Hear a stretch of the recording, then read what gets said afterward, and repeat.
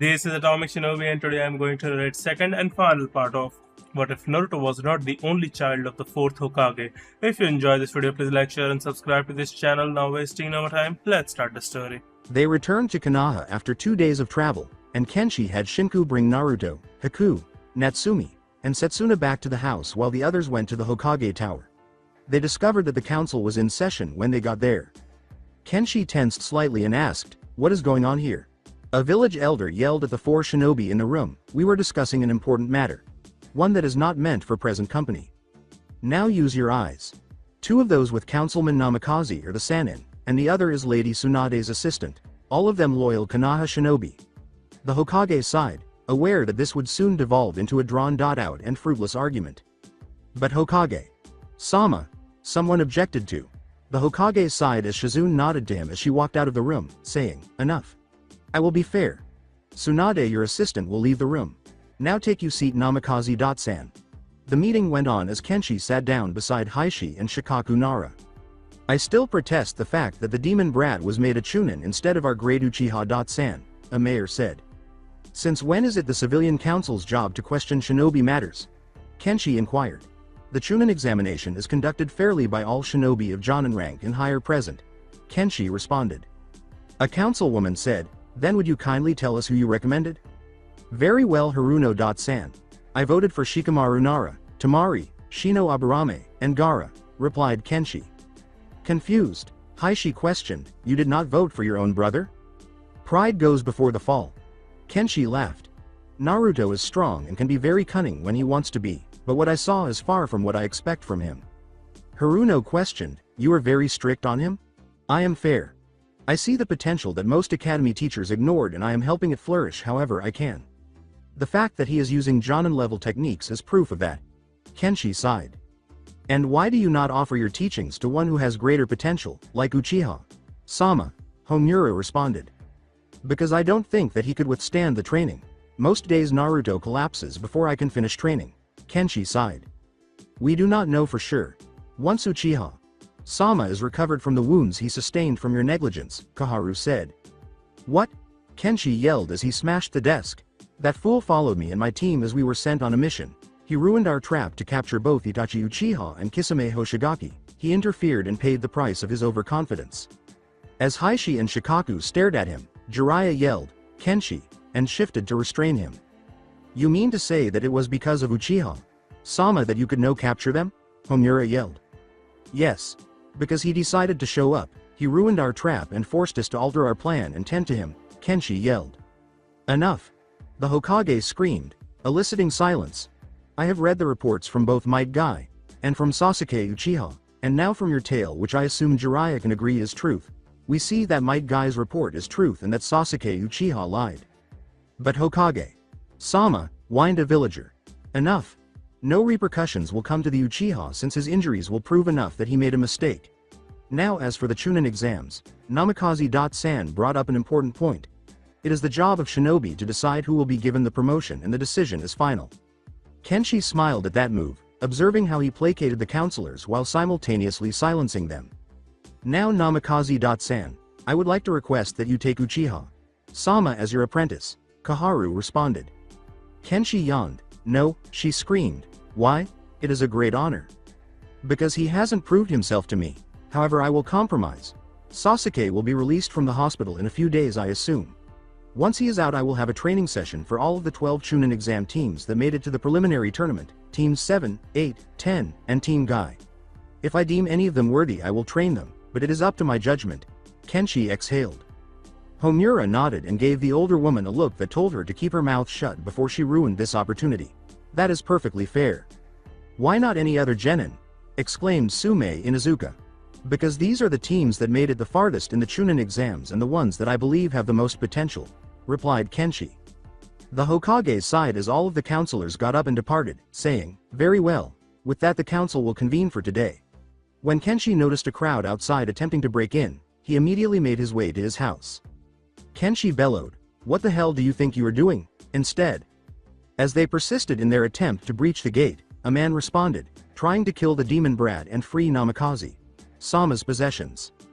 Kenshi drew Misatara Barredo and roared, "Get the hell away from here before I get violent." A man yelled, "You can't stop us," and hurled a knife at Kenshi, who ducked it and cut the offending man's hand off. With a growl, Kenshi started to block the mob's attacks, saying, "You idiots never learn." He eliminated most of the crowd with quick, short slashes from the twin blades, never wasting a motion, and eventually had enough of them gone to enter his house as Anbu arrived. The captain questioned him, "What is going on here?" Kenshi pointed to the knife embedded in a nearby wall and explained, "They were about to break into my house. I told them to leave, and when one of them threw a knife at me, I attacked to defend myself from a probable threat." After ordering the Anbu troops to begin arresting those outside, the captain sighed and said, "All right." All of the residents were ready when Kenshi opened the gate. As he shut and secured the gate, Kenshi chuckled, "Well, at least they wouldn't have gotten in." During dinner that evening, Kenshi informed them about the training exercise and requested permission from Anko to enter Training Ground 44. After taking care of that, Kenshi went to bed, and Naruto began to shudder under his girlfriend's ravenous gazes. "Now ladies," Naruto kicked off. Ino smiled and said, "Come on Naru-kun. You owe us some affection." Naruto's eyes were filled with fear, but since no one was going to intervene to save him, he did what he always did. He ran. 2 days later, Kenshi approached the gates as all 12 of the young shinobi were waiting there with their Jonin senseis. As the Jonin nodded and departed, Kenshi concluded, "Okay, I'll be taking them from here. Now, at the council's request, I have been asked to take apprentices. However, there is a test. I will be in the forest somewhere, and your job is to find me, either as a squad or as an individual. Any of you that do will get a chance to be my student." Kenshi then opened the gate and gave the scroll to the Chunin by the gates, who nodded and allowed them all inside. Kenshi abandoned his own weight seals and started running, disappearing before anyone could determine his direction. With the exception of Sasuke and Sakura, who left on their own, the majority of the genin turned to face Naruto after exchanging glances. When Kiba asked, "What's the plan, Naruto?" Naruto questioned, "Why are you looking at me?" "Because you live and train with him daily. You will be able to find him quickly," Neji replied. Tenten begged, "Come on Naru-kun." As they divided into the groups and formed separate lines, Naruto said, "All right, since there are 10 of us, we will split up into 2 teams of 5. Hinata, Ino, Tenten, Shino, and Lee, you 5 will be one team, and the rest of us will be another. Take a spear point formation, and make sure that each team is in sight of the Byakugan for the other team." They then quickly advanced through the forest. Kiba discovered Kenshi's trail an hour later, and they informed the other team. Kenshi was sitting on a rock when they soon arrived at a clearing. Outside the range of his Byakugans, they were whispering to each other. Naruto nodded, then leapt into the clearing and approached Kenshi. He turned and vanished in a cloud of smoke, laughing. With a smile, Naruto turned back to his group and instructed Neji to search the area with the Byakugan until he reported finding multiple Kenshis. With a smile, Naruto created clones and distributed them to every Kenshi until they all vanished, along with his clones. According to Shikamaru, this isn't working. It is. Kenshi is watching us. We just need to figure out where he is. Somewhere out of the range of the Byakugan, but close enough that he knows where we are. Naruto thought about it until a thought occurred to him. "Neji, how high does the vision go?" Confused, he said, "Same as the distance." Naruto laughed as he began climbing the tree's side and reached the top, where he saw the real Kenshi standing atop the tree while the 10 young shinobi all approached. Everyone start climbing the nearest tree. As they waited until Kenshi's timer sounded, they all smiled and said, "Very good, you 10 were smart enough to work together and find me. Now I will be more than happy to train any one of you 10. And that is time. Let's go congratulate the losers." They went back to the gate and saw Sakura and Sasuke already there, both of them looking miserable. Sasuke sneered, "So you had to save them?" "No, they decided to work together and find me, which they did." "You two failed the test and I will not teach you," Kenshi replied. Sakura's cry, "But Sasuke-kun is much better than any of them," made them all wince. In response, Kenshi said, "If he was better than them, he would have found me himself. My decision is final, unless you think that you can best me in combat?" Sasuke snarled as he charged at him, performing the Chidori, "Of course I can. Like I told you before, you are nowhere near my ability." Kenshi sighed as he performed the Chidori as well, smashing Sasuke's attack away and sending him flying. Baka. With that last statement, Kenshi informed each of the 10 who passed that they were free to visit the Namikaze compound whenever they wanted and that they would practice. After that, they all went back to their homes, with the majority of them joyfully informing their parents that Kenshi could train them. Sakura objected, saying it was favoritism, while Sasuke said it was unfair that he, the final Uchiha man, should be treated so disrespectfully. Kenshi was the focus of attention when the council was called to order the following day. As the Hokage sighed, Homura said, "Namikaze-san, according to both Sasuke, Sama and Haruno-san, you have been unfair in your judgment of their abilities." "No, I was perfectly fair in my test. I offered them the chance within a set time limit to find me in Training Ground 44. I offered them the option to work together in teams, however they chose not to. Everyone else worked together and thus was able to find me in my hiding place despite the tricks I used. My test was fair, and even when I offered Sasuke a second chance I proved that he wasn't ready yet to be trained by me." Kenshi let out a sigh. Komura said, "According to the two, the makeup test was impossible. I offered them the chance to fight me. If his ego hadn't gotten in the way, then he would have passed. A shinobi must see the truth beneath the truth. The second test was to see if he would think himself my equal in combat, and when he accepted with Sakura cheering for him to win, I countered his ultimate jutsu with the exact same one, showing that mine was stronger." Civilian Counselor. "That was still an unfair test. We demand that you train Uchiha Sama. You have no right to force me to train him. I offered my test and he failed it, so I say that he is not ready to be trained by me. Honestly, he should be thankful that he is a shinobi." Kenshi murmured, "Now is there anything else, because I have things I would like to do. We are not finished with this. If you continue to refuse training a promising shinobi, the council will have you arrested for treason." Homura sighed. "How is this treason? Sasuke has Kakashi Hatake teaching him, why does he need a second teacher?" Komura smiled and asked, "Why do the other young shinobi need a second teacher?" "They don't. I offered it to any I thought had potential, and if they take me up on that offer then they will." Kenshi murmured. Together, the two stated, "You will either train all of them or none of them." The Hokage said, Now, let's be reasonable." "But Hokage Sama," exclaimed Homura, "now that's enough. He is right. You have no right to force Namikaze-san to take on an apprentice when he has ruled to be ineligible. Now that settles matters, and if you call another council because of some trivial matter again, I will disband the civilian council," the Hokage said. Following the adjournment of the meeting, Kenshi went back to the estate to make sure that everyone who had passed the test he had administered was present. Kenshi questioned, "You all here for that training?" Lee grinned and said, "Yeah, we do want to see what your training can do for us." As he unlocked the gates and led them all to the backyard, where Naruto was avoiding all of his girlfriends, Kenshi nodded and said, "All right." Kiba chuckled as he watched him avoid a tackle from Haku, saying, "No wonder he is so quick." As he blew a loud whistle that caused everyone to stop, Kenshi laughed and said, "This is nothing." Naruto, Hinata, Ino, and Tenten then approached and formed a semicircle around Kenshi. "Okay, training time." As Natsumi, Shinku, Kushina, and Jiraiya approached, Naruto inquired, "What's on the agenda today?" "Well, since I know what most of you can do, I will be sending you off with either myself or one of the other adults here. Shino, you will be working with Shinku, focusing on expanding bug control and learning some seals to complement your fighting style. Kiba, you will be training with one of Jiraiya Toads to work on your animal instincts and practice your techniques. Tenten, you will be working on your Kenjutsu with Kushina. Neji, you will be working with me on your Byakugan. Lee, you will be working on your Taijutsu and chakra creation with Natsumi. Shikamaru, you will be working on tactics and your shadow techniques with Jiraiya. Shoji, you will be working with Shinku, practicing your enlargement techniques and learning a few jutsu. Ino, you will be with Natsumi working on tactics and backup plans when your mind control jutsu fails. Hinata will be with me working on her Byakugan as well. Lastly, Naruto will be with Kushina practicing Kenjutsu." Kenshi said as each one walked off towards their appointed instructor. "Once that instructor is finished, then we will see what another can do for you." Naruto and Tenten did their best to get past Kushina's defenses with her group, but her movements were flawless and fluid. While in powerful form, Naruto had numerous holes in his guard, which Kushina lightly tapped with her pale red blade. Tenten's speed more than compensated for her lack of skill with a blade. As she watched and instructed them to correct various aspects of their Kenjutsu, she made them pause and turn to face one another after a few minutes. As Naruto launched an attack from the right, Kushina remarked, "Lower your left arm, Naruto."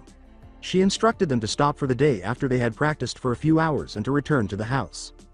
As he laid out a shogi board and had him begin playing against him, Jiraiya called forth one of the more seasoned toads to assist Kiba and Akamaru. Shogi is an excellent game of tactics. It helps you sharpen your mind, and even though I have heard you are the best player of your generation, you have yet to play against me. You are to treat each of these pieces as if they are one of your comrades. You want to try to keep as many of them alive as possible. Each game I want you to save more of your comrades. Jiraiya clarified as they set up the board. With blindfolds on, salt odors in their noses, and wax in their ears, Kiba and Akamaru were occupied with avoiding the toad's attacks. This is more difficult than I anticipated.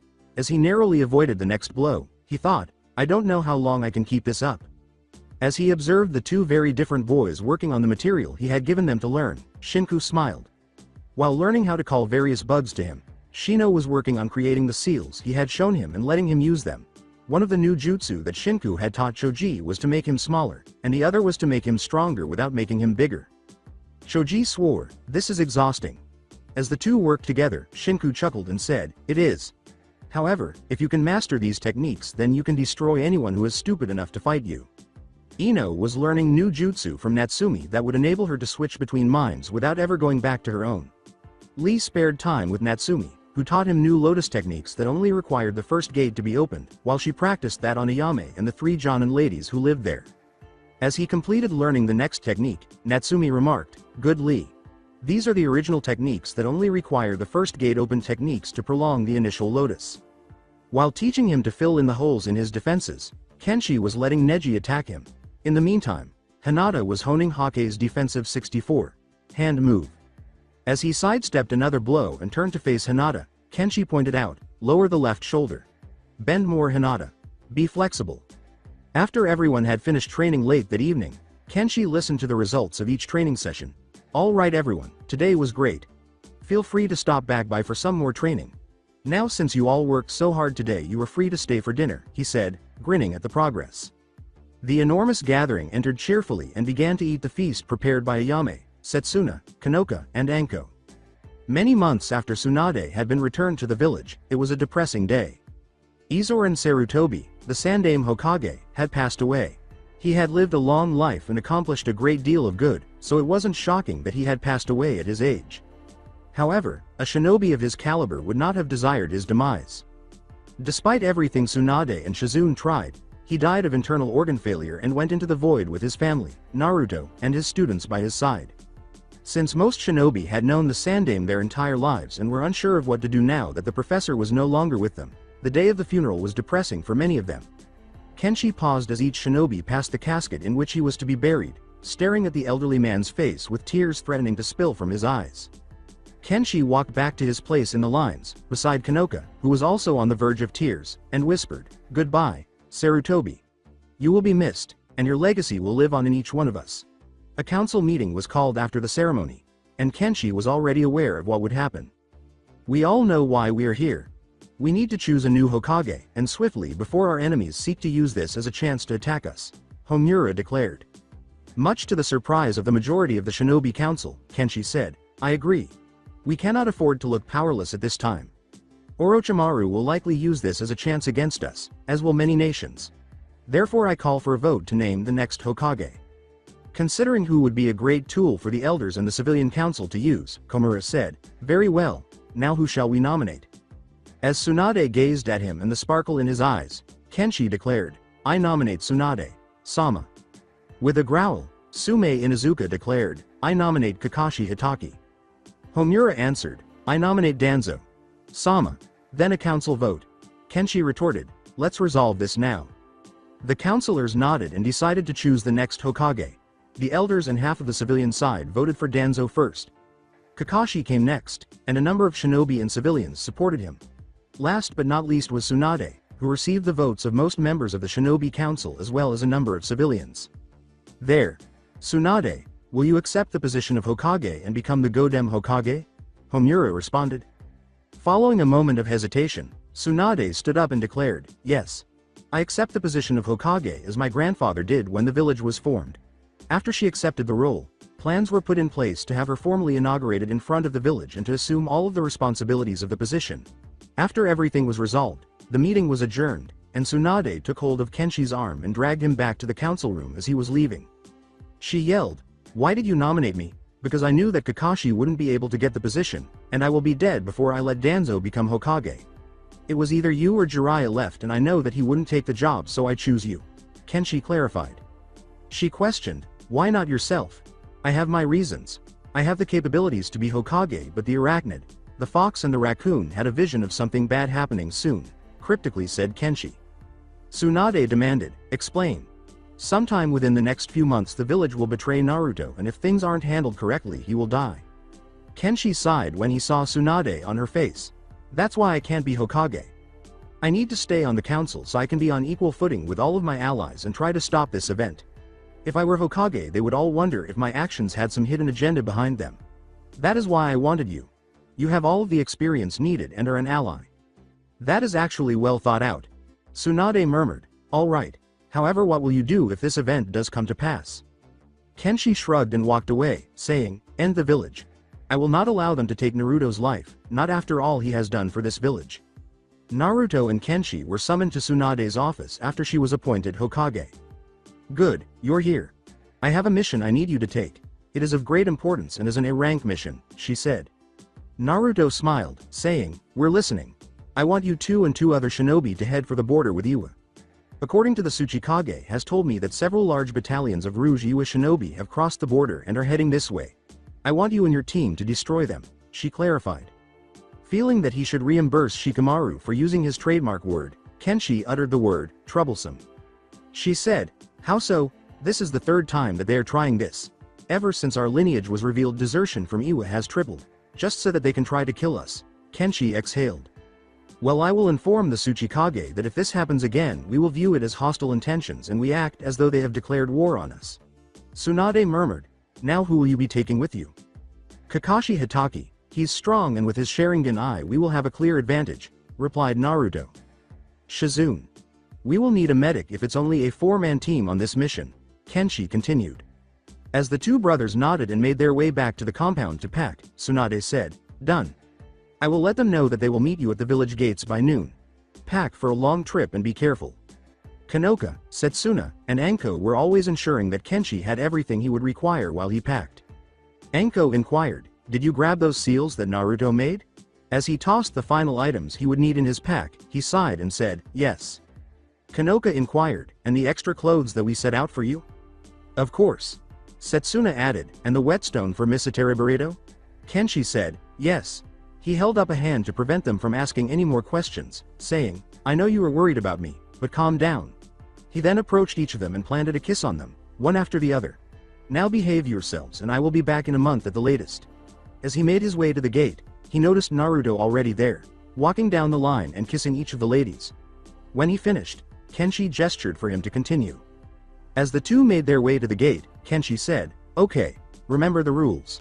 No going in our rooms, don't let anyone in while we are away, and if anyone comes for training let the arachnid handle it.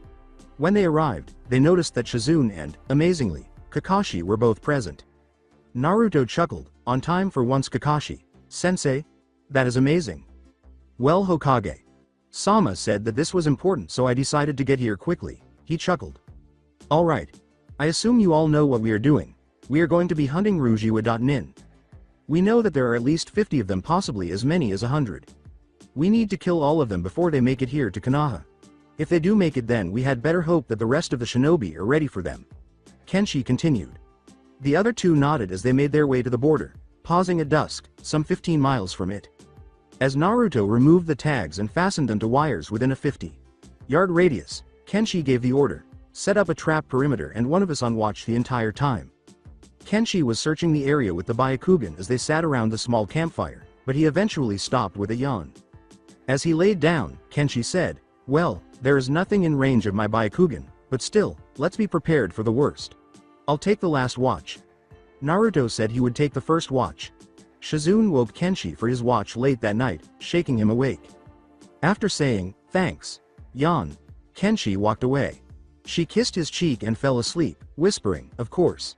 Despite being taken aback by her behavior, Kenshi made the decision to speak with her later. He noticed movement that wasn't animal while he was sitting on a log close by and observing the surroundings. After closely observing it, he discovered that it was, in fact, a human, crossing the Iwa border and narrowly evading their perimeter. Shaking them all, he whispered, wake up. What is it? Inquired Kakashi. While they all gathered their belongings and started to follow the individual, Kenshi whispered, our prey is on the move. One of them just passed by our camp's perimeter by a small margin. Let's follow. The individual was waking up multiple people when they stopped at a small clearing after an hour of following. According to Kenshi, I count 15. Alright. According to Kakashi, how about I take point while Shizune and Naruto take a flank and you cut off their retreat from the rear? Kenshi walked through the treetops and said, sounds like a plan.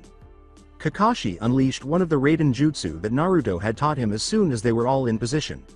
A number of electric dragons bounded out of the forest and crashed into the gullible Rouges, who were now on guard and using Doden to erect defenses against the lightning-based assaults.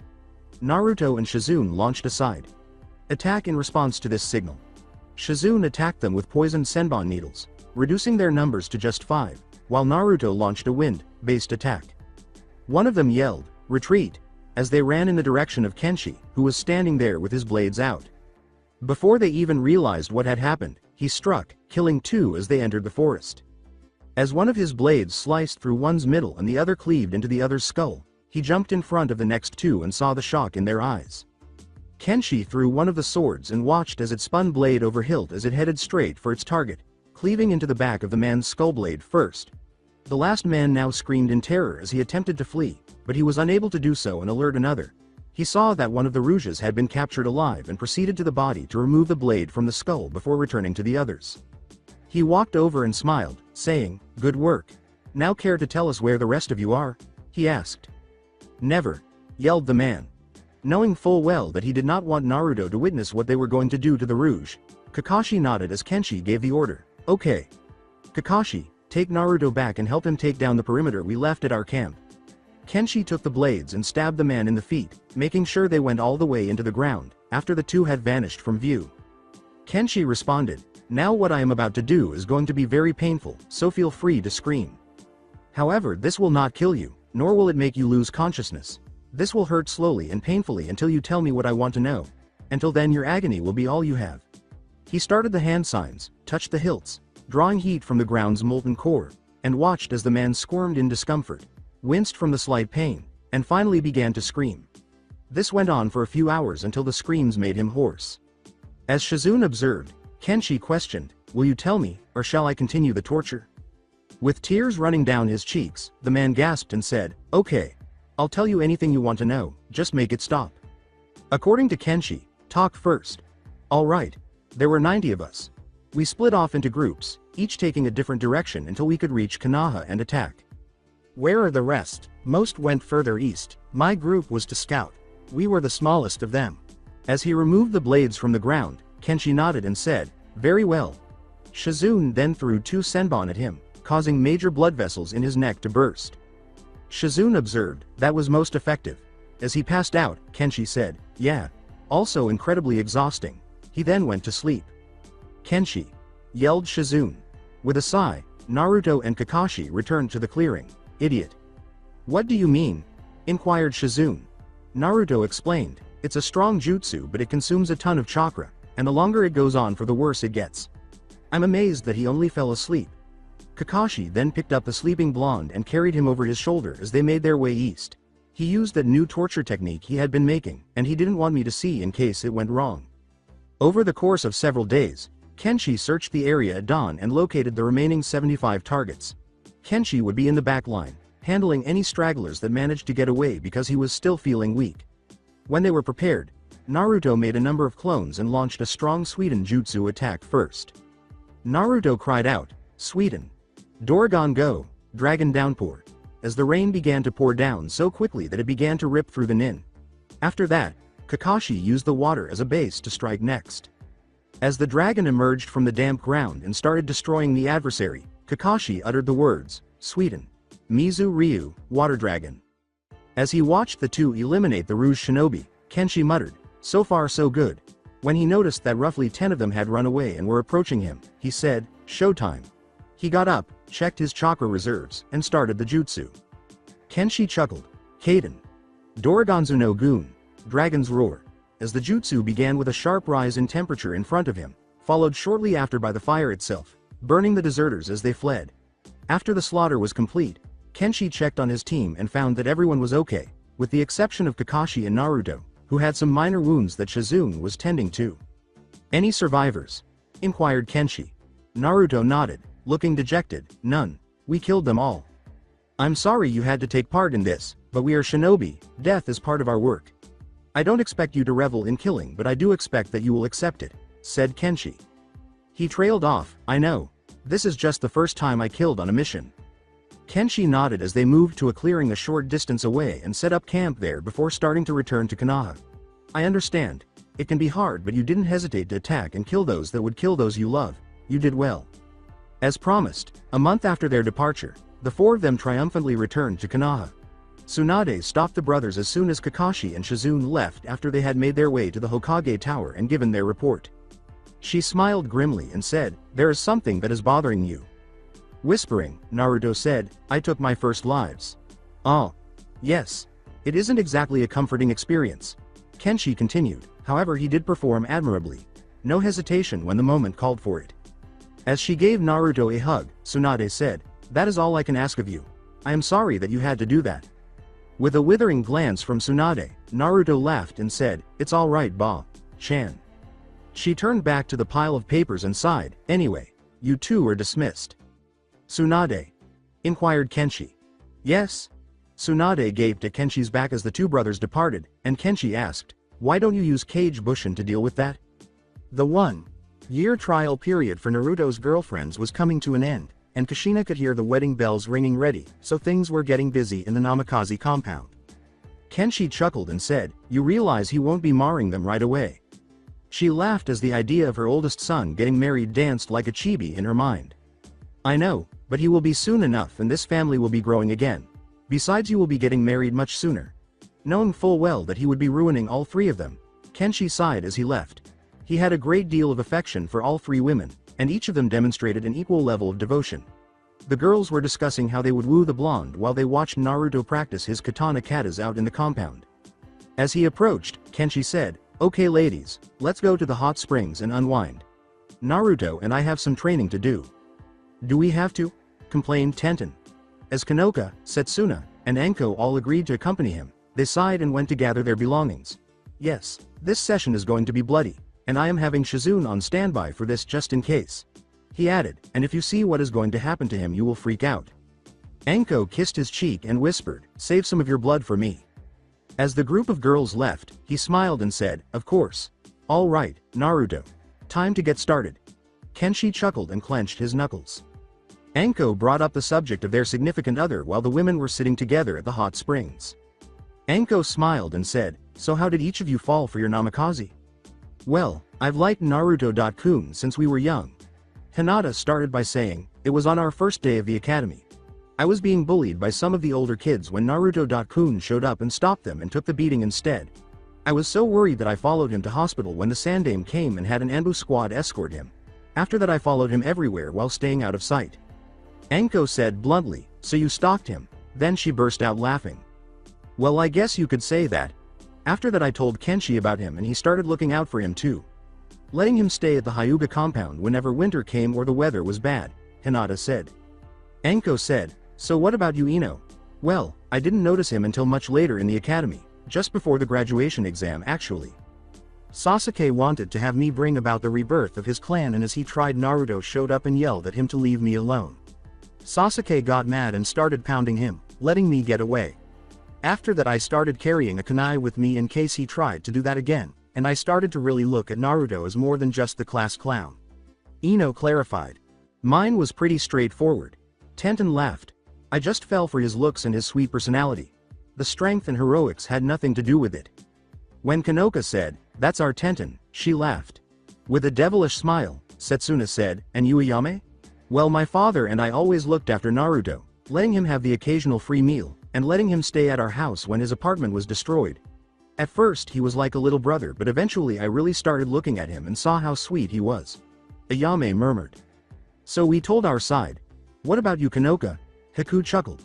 "Since everyone knows why I like Naru-kun along with why Natsumi-chan does." "Alright." Kanoka chuckled. "Since I was on the same squad as Kenshi, I've known him a lot longer than most. At first he was just a caring goof who could wipe the floor with anyone that threatened me or someone he cared about. I really didn't start to have feelings for him until after he had left. At that time I swore to let him know how I feel and to try and get him to have the same feelings for me." "Setsuna?" inquired Natsumi. All right. I first fell for Kenshi when I was very little." Since he was on the same squad as Itachi, he was always over, training or just hanging out with him. I had a large crush on him and tried to be as close to him as possible. When I became a genin, he started helping me train when he had free time, and soon my crush became full-blown love. So after he left, I had to restrain myself from using the calling scroll he had given me to get him back and have him take me with him. Once he did come back, I decided to try and get him to date me as well. Setsuna replied with a dreamy expression. To each other. Hinata laughed and said, "Your turn, Anko." Well, mine is pretty simple too. When I first got back from being Orochimaru's pawn, I was basically despised throughout the entire village, except by the Sandaime, Ibiki, and Kenshi. He always looked out for me and even helped fend off a few mobs with Itachi that tried to kill me. I was head over heels in love with him, more than Danko. So I tried to get his attention, but he remained oblivious. That's why I was like Hinata, stalking him. Anko chuckled. The two brothers were so alike that the girls all burst out laughing. Both of those boys began to sneeze while they were in the compound. Kenshi smiled and said, "Someone is talking about us." Naruto laughed and spat up blood, saying, "I bet I know who. Let's get back to training." The ladies came back late in the afternoon to find Shizune healing the two Namakazes, who were covered in blood and had numerous burns, puncture wounds, and lacerations. Everyone yelled, "What happened?" as they rushed over. Gurgling, Naruto said, "Training." Ayame exclaimed, "What do you mean training?" Anko then approached Kenshi, ran a finger down a trail of blood on her chest, and stuck the finger in her mouth. "This is the reason I didn't want any of you here." Kenshi sighed. It was a full-blown training session for us, mostly working on our kenjutsu. While the other women appeared ill, she chuckled and said, "Tasty." They noticed Tsunade there once the healing was complete enough for them to stand and walk around. Kenshi sat moaning in disapproval and said, "Tsunade." She inquired, "What happened to you?" "Naruto put me through the ringer. He laughed, but he was worse than me." Tsunade sighed, "Geez. You two are going to kill yourselves at this rate." Naruto laughed as he entered, followed by all of his girlfriends, and said, "We'll be fine. It's like looking at a miniature version of your father." Tsunade laughed. He always had fan girls following him everywhere, even after he got married. "Anyway, there's a reason why I'm here." "What's up?" inquired Kenshi. "It's for Naruto. Team 7 has a mission, but I do not trust the two genin on his squad at the moment," she murmured. "So you want someone from the household to come along?" replied Naruto. With a smile, Tsunade said, "Exactly." Naruto exhaled and said, "I can take care of myself." "Naruto, we all know that Sasuke has a grudge against you. I'd rather you were separated from him or had another member to back you up if things get nasty," Tsunade clarified. Naruto demonstrated his intelligence by explaining, "No, I can deal with Sasuke easily, and if you trade me with another squad, all that will happen is you'll throw off that squad's balance and ruin two squads instead of having only one." He has a point. I trust his judgment and Kakashi's, so let them go. Kenshi gave a nod. As she gave him the mission details, Tsunade said, "Okay, Naruto. Your squad will be leaving tomorrow morning. It's only a D rank mission. That way it will be brief and have a minimal chance of a fight breaking out." As Kenshi moved to stop Tsunade from killing the young blonde, Naruto said, "Alright Ba-chan." With Kakashi and Naruto leading the way, Squad 7 departed the village the following day. Sakura gazed and drooled over Sasuke as he stared daggers into Naruto. The actual mission was brief and swift, and they were returning before the sun had even risen. Kakashi left to report something to Anbu once they arrived in the village, but Sasuke took advantage of the opportunity to try to coerce Naruto into teaching him everything he knew. He walked over and said, "Hey dope." Looking at him, Naruto said, "Yes Teme? I want you to start teaching me everything your brother is teaching you," he said. "And why would I do such a foolish thing? You had a chance to train with him and you failed," sniped Naruto. Cracking his knuckles, he roared, "You will teach me. Or what, you'll fight me? You couldn't even beat Gaara and you think that you can fight on equal ground with the one who bested him?" Naruto grinned. Now completely enraged, Sasuke threw a straight punch at the blonde that was easily deflected. Sasuke attempted every conceivable combination of taijutsu, but Naruto was too fast and effortlessly deflected all of his blows. Sakura chose to assist Sasuke by hurling kunai at Naruto, who avoided most of them but was struck by one on his upper arm, just 10 seconds after the initial blow had been delivered. Sasuke tried to run him through with his katana while he was distracted, but Naruto rolled with the thrust and elbowed the boy with the black hair in the face. As he avoided a slash, Naruto remarked, "Stealing my weapon and having your little banshee attack me. At the moment you have enough on your plate here to get you executed." Sakura attacked on his injured side at this point, so he decided to stop playing with them and reduce the number of seals so that he could outrun them both. As he approached the pink-haired shinobi, he raised his elbow and allowed her to collide with it, sending her reeling back. He then turned and blocked the slash with the gauntlet while kicking Sasuke in the stomach, sending him flying. He cautiously approached Sasuke, who had lost his breath, and took back his katana.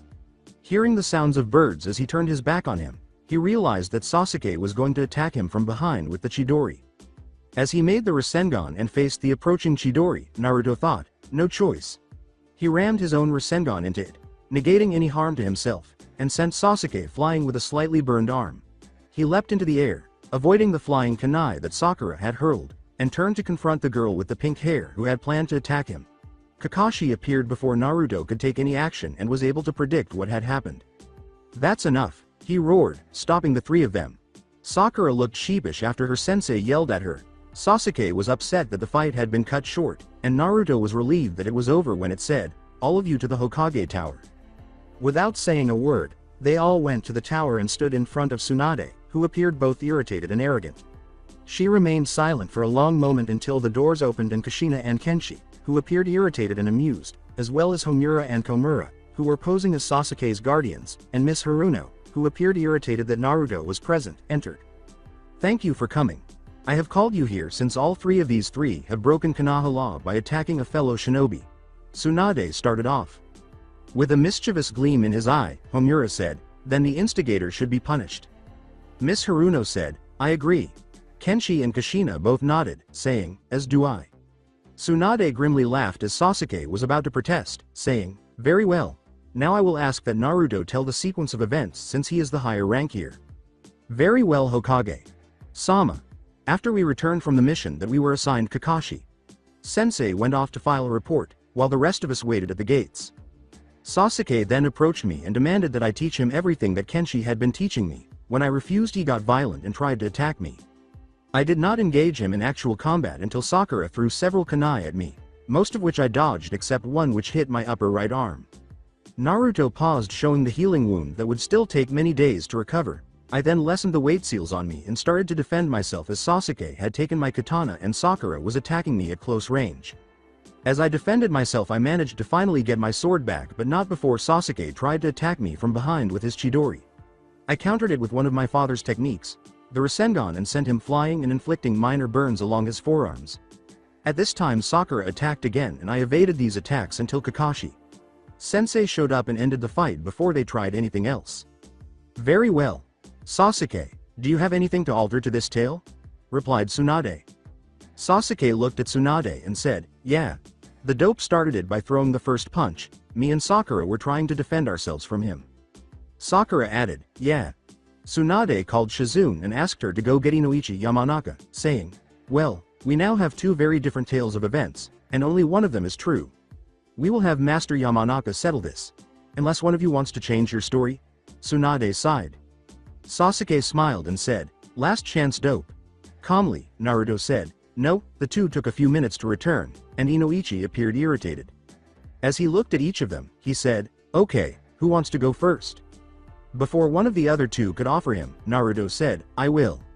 He nodded as he initiated the jutsu and entered his head, saying, okay, Naruto. Naruto's mind was a basic sewer network that contained pleasant memories, including those of his daughter, in some places, and a lot of terrible things in others. He located the tunnel he was searching for by moving through the system. The image of that day's mission appeared on top of the water after he stood in a basic water entrance and sifted through the incoming water. As he watched, he realized that Naruto was telling the truth. After seeing the full fight, he broke out of his reverie and turned to face Tsunade. Naruto's story is the truth.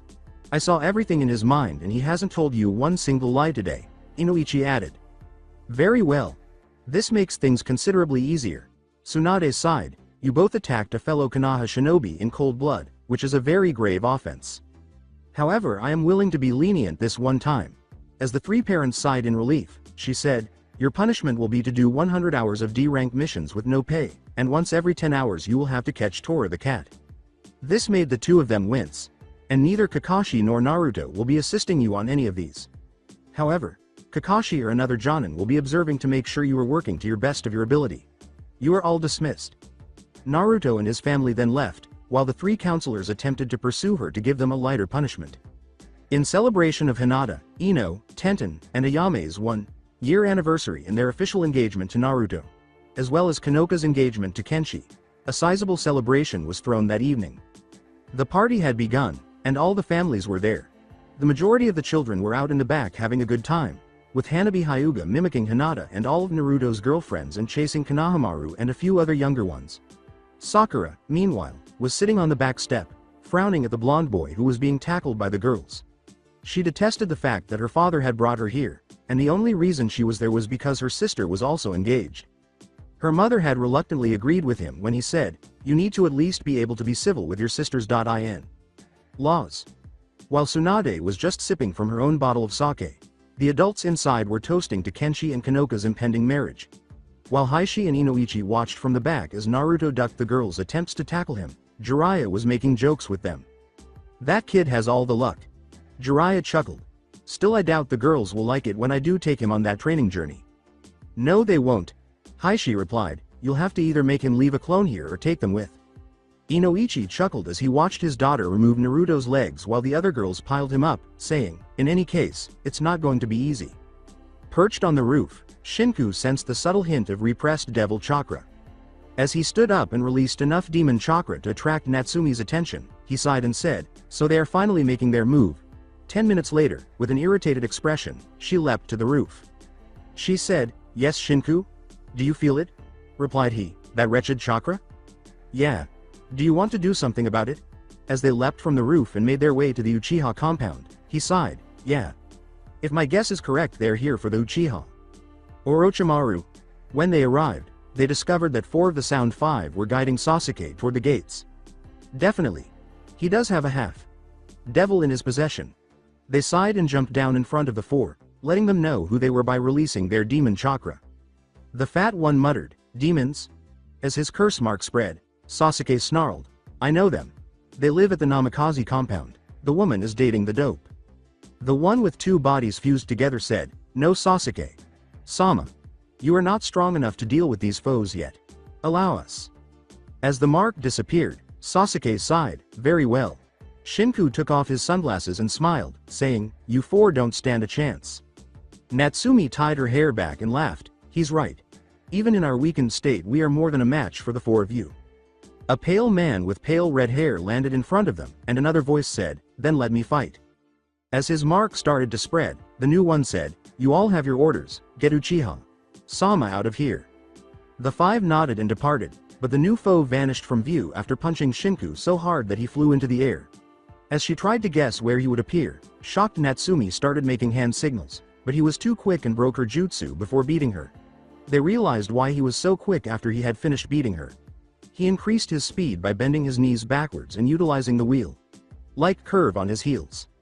He laughed and said, "You are too slow to stop me." As Kenshi approached, a voice in the darkness said, "I'm not. Only I'm allowed to use the arachnid as a punching bag." The marked enemy smiled and said, "Kenshi Namikaze. If I kill you, Lord Orochimaru will be well pleased. You seem to know my name. Mind giving me yours so I can put it on your tombstone?" Kenshi cracked a grin. X grinned and said, "I am simply called X." Kenshi questioned, "X? As in Experiment X, or Experiment 10? As he disappeared, he laughed and said, "That is correct. Now prepare to die." Kenshi smiled, letting go of his weight seals and looking around him with the Byakugan. He ducked a speed enhanced blow and landed a forceful kick on X's head while leaping into the air. He swiftly unlocked Hokage's 64 hands after adopting the stance.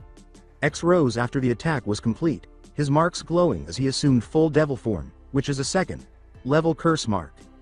As the form was finished, X boasted, "You should be honored. Only 2 others have ever seen this form and lived to tell the tale." He had a whip-like tail and long claw-like fingers, and he was dark red in color. His eyes were slanted and completely yellow now, and his legs were stronger and the wheels bigger. Blood splattered all over the ground as he swiftly started cutting Kenshi to ribbons, moving faster than any human could follow. He was on the verge of passing out when he suddenly experienced a strange itching sensation on his forehead. He felt something open up as soon as he removed the headband, and his mind was filled with more images. As he turned to see Shinku smiling, he started to feel better and felt his wounds healing. By using his chakra to activate the Byakugan, he was able to feel both pairs of eyes, see more clearly, and see into each of the Byakugan's blind spots. Kenshi smiled as he felt the black chakra swirling around him, saying, "You're finished, X." As Kenshi adopted a new posture, X chuckled and said, "Just because you have some more eyes doesn't mean you can stop me." As he struck every spot where X was just stopping, he said, 6 trigrams, 128 hands of Hokage. This closed all the points that the devil chakra had to pass through in order to reach his body, and the final thrusts closed his heart, killing him. As his thoughts darkened, Kenshi answered, "This is what happens when you cross us." The following morning, Kenshi woke up in the hospital, feeling hurt and annoyed that he was there. He sat up and noticed Kanoka walking into the room, her face furrowed in concern. "Kenshi," she cried, embracing him until he winced in agony. As he gave the hug back, he gasped, "Easy, Kanoka." "What happened?" responded. "You just left the party last night and then we hear from Shizune that you were in the hospital." "The arachnid and the fox were in trouble," he responded. "I showed up to see them getting pummeled so I stepped in and fought. I killed the opponent but not before he did a number on me." As she gave him a hug, Kanoka gasped, "Oh Kenshi." Kenshi frowned as a number of Enbu suddenly entered the room. The captain gave the order, "Kenshi Namikaze, you are to report to the council chambers immediately." "Why?" inquired Kenshi. They left him to prepare, and the response was, "You will find out once you arrive." Kanoka nodded, and she stood up, leaving him to change into his regular clothes and make his way to the council chamber. Upon his arrival, he noticed that everyone was present, with the exception of Homura and Komura, who appeared arrogant. As he sat down, he noticed Tsunade walk in, her expression sad and irritated. Tsunade questioned, "Elders, why has the council been called today?" "We called this meeting so that all may know what has occurred to our beloved Uchiha Sama," Komura said with a grin. Tsunade sighed and sat down, saying, "Very well. According to the report from Chunin Shikamaru Nara, the mission to rescue Sasuke Uchiha from Ado failed." Homura started off. Kenshi said, "Sasuke Uchiha left on his own free will." Komura inquired, "And how would you know Namikaze, Sama?" "Because I was injured by one of their members last night after they defeated 2 of the residents of my house. From what I understand, they sensed a tainted chakra coming from the Uchiha compound and went to investigate. They found 4 sound nin with Sasuke taking him out of the village, by his own free will as he wanted to fight them before they left. At the urging from one of the 4, Sasuke stood down and a 5th sound shinobi attacked to let them escape. His Keke Genkai was very strong and he defeated my 2 housemates, forcing me to step in before he killed them. After killing him myself I passed out from the stress of the techniques on my body," Kenshi clarified. Komura chuckled and said, "Your story seems like complete lies." Kenshi said, "I assume you found a body with me in the Uchiha compound." "Yes, a body was found," Homura said, faltering. "I could identify him, or one of the 2 that were attacked could as well." Kenshi laughed. "Enough. The why is not important, the fact still remains that Uchiha Sama has left the village," Komura replied. "According to the report, Naruto had Sasuke and failed to bring him back. This is inexcusable." Homura responded, "I therefore call a vote to execute the boy for treason, for attacking a fellow Konoha shinobi, and for failing to return said shinobi to the village." Kenshi yelled, "That is outrageous. Overruled Namikaze. Sama." Komura chuckled. "As a blood relative to the boy you have no right to overrule this." Homura responded, "Council, please vote on the matter. All in favor of executing the boy say aye." Just over half of the council members present authorized the boy's execution before Kenshi intervened.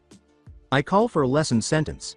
Kenshi added, "Naruto has no past offenses with the village, other than a few minor misdemeanors. I call for a lesson sentence." "Very well. We will not execute the boy. We will have him banished." Komura cracked a grin. Kenshi bellowed, "That is just as harsh." Homura laughed and said, "Overruled." With those last words, he left the council room, leaving everyone inside in shock. "Very well then." Kenshi sighed as he rose, radiating black chakra. "If you banish my brother, I will go with him. The Namikaze will leave Konoha, and you will lose a valuable Keke Genkai, along with your most powerful shinobi." As the majority once more agreed, Komura smiled and said, "Very well.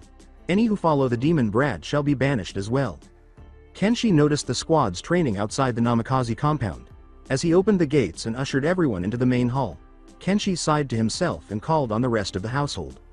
Kenshi started off, "I have bad news." Naruto asked, looking like hell and covered in bandages, "What happened?" Everyone was shocked to learn that Naruto had been banished for failing the mission and attacking Sasuke. Kenshi sighed and said, "However, I will be going with you, and any of you here who wish to come with are welcome to as well." Kenshi went upstairs and packed his bags, sighing, "I will not force any of you to come with us. However, Naruto has until dawn to leave the village." He packed the great majority of his bags using sealing scrolls after his room was empty, and when he came downstairs, he discovered that everyone else had left. He sighed and went to the gate to wait for Naruto, who came out with all of the household members, each with their own bags. Kenshi smiled and said, "So you are all coming with?" Kushina laughed and said, "Of course. I'm not letting my sons run off without me." Thankful that she no longer stutters, Hinata declared, "I would never leave Naru-kun." As Kenshi glanced at his girlfriends, the other women remarked, "Same here." Setsuna grinned and said, "We lost you once, we are not losing you again." Shinku smiled and said, "I'm not letting you have all of the fun." As Kenshi pulled out sealing scrolls and asked Naruto to explain what to do, Ino said, "The others are going to meet us at the gate to send us off." Upon exiting the gates, Kenshi produced a black scroll, positioned it above the entrance, and instructed Naruto and himself to apply their blood to it while directing chakra into it. All of the compound was suddenly filled with a white light. As they made their way to the gate, Kenshi clarified, "This will seal off the compound until either me or Naruto comes back to unseal it." A small group of people, including the rest of the Rookie 9 - Sakura, Team Guy, the Jonin senseis, the families of the daughters who were marrying Naruto, Jiraiya, Tsunade, Shizune, Iruka, and a few academy kids, were waiting for them when they arrived. As they came to a halt, Kenshi said, "Come to wish us well?" As he and the recovered Choji raised their own packs, Shikamaru remarked, "Not entirely." As his father gave him a shoulder pat, Choji smiled and said, "Ino. Shika. Sho, staying strong." Shikaku Nara remarked, "Take care of them." Nodding, Kenshi said, "Of course." Heishi Hyuga questioned, "You realize that any who leave with you are banished as well, right?" "Of course. However, this is necessary." Kenshi sighed in response to every face of confusion. "The time I have spent here has been wonderful, but I knew it couldn't last. It is time to return to reality. It is time to let Konoha sink or swim." Asuma blew out some cigarette smoke and asked, "What do you mean by that?" The Sandaime Hokage was the only thing keeping the village from drowning its own festering blood. This event is proof of that. We can no longer ignore the problem. So for now I leave it to you that remain to try and help. Kenshi responded as he looked at every one of them left. Tsunade questioned, "What will you do? Travel, gather like-minded individuals, grow in strength until we can decide what we can do to help. For now we will go find Zabuza, and then we will go to Suna, stay there for a time and move on." Kenshi sighed. "Anyone else want to join us?" Guy said, "No, even though your youth flames burn bright, we must stay." Each Jonin sensei nodded. Neji smiled and said, "I would only slow you down with my wounds." Lee said, "I will stay with Guy. Sensei, Akamaru and I need more training from our family, so no dice." Kiba chuckled. Shino answered, "I am needed more here. I'm still a teacher here.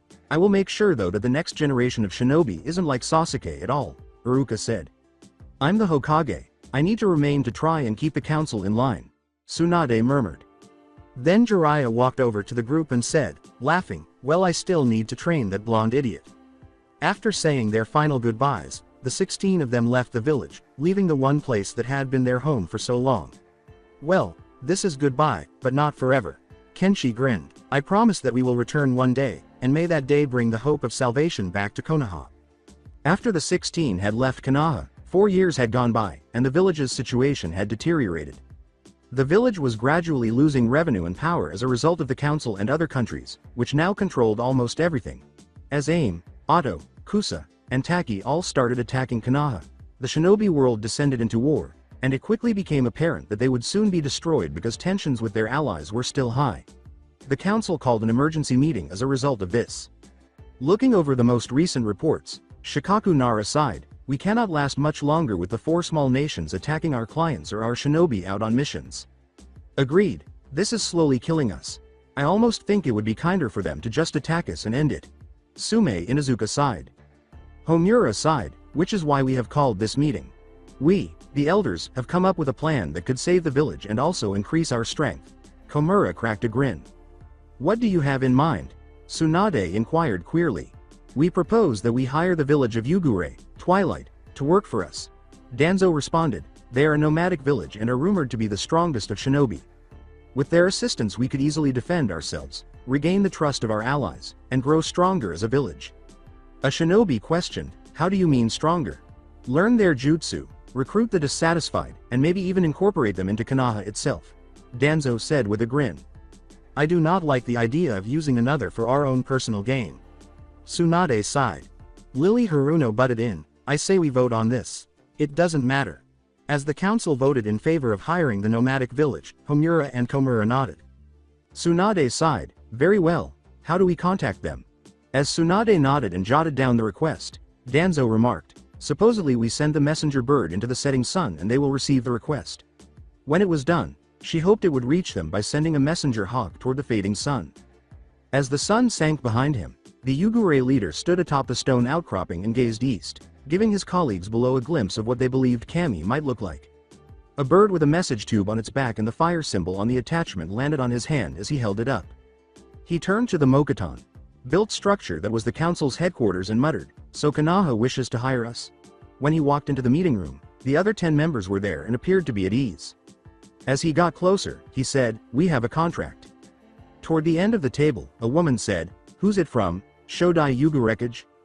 He gave it to the first person to his right and asked them to pass it down, to which he replied, Konoha.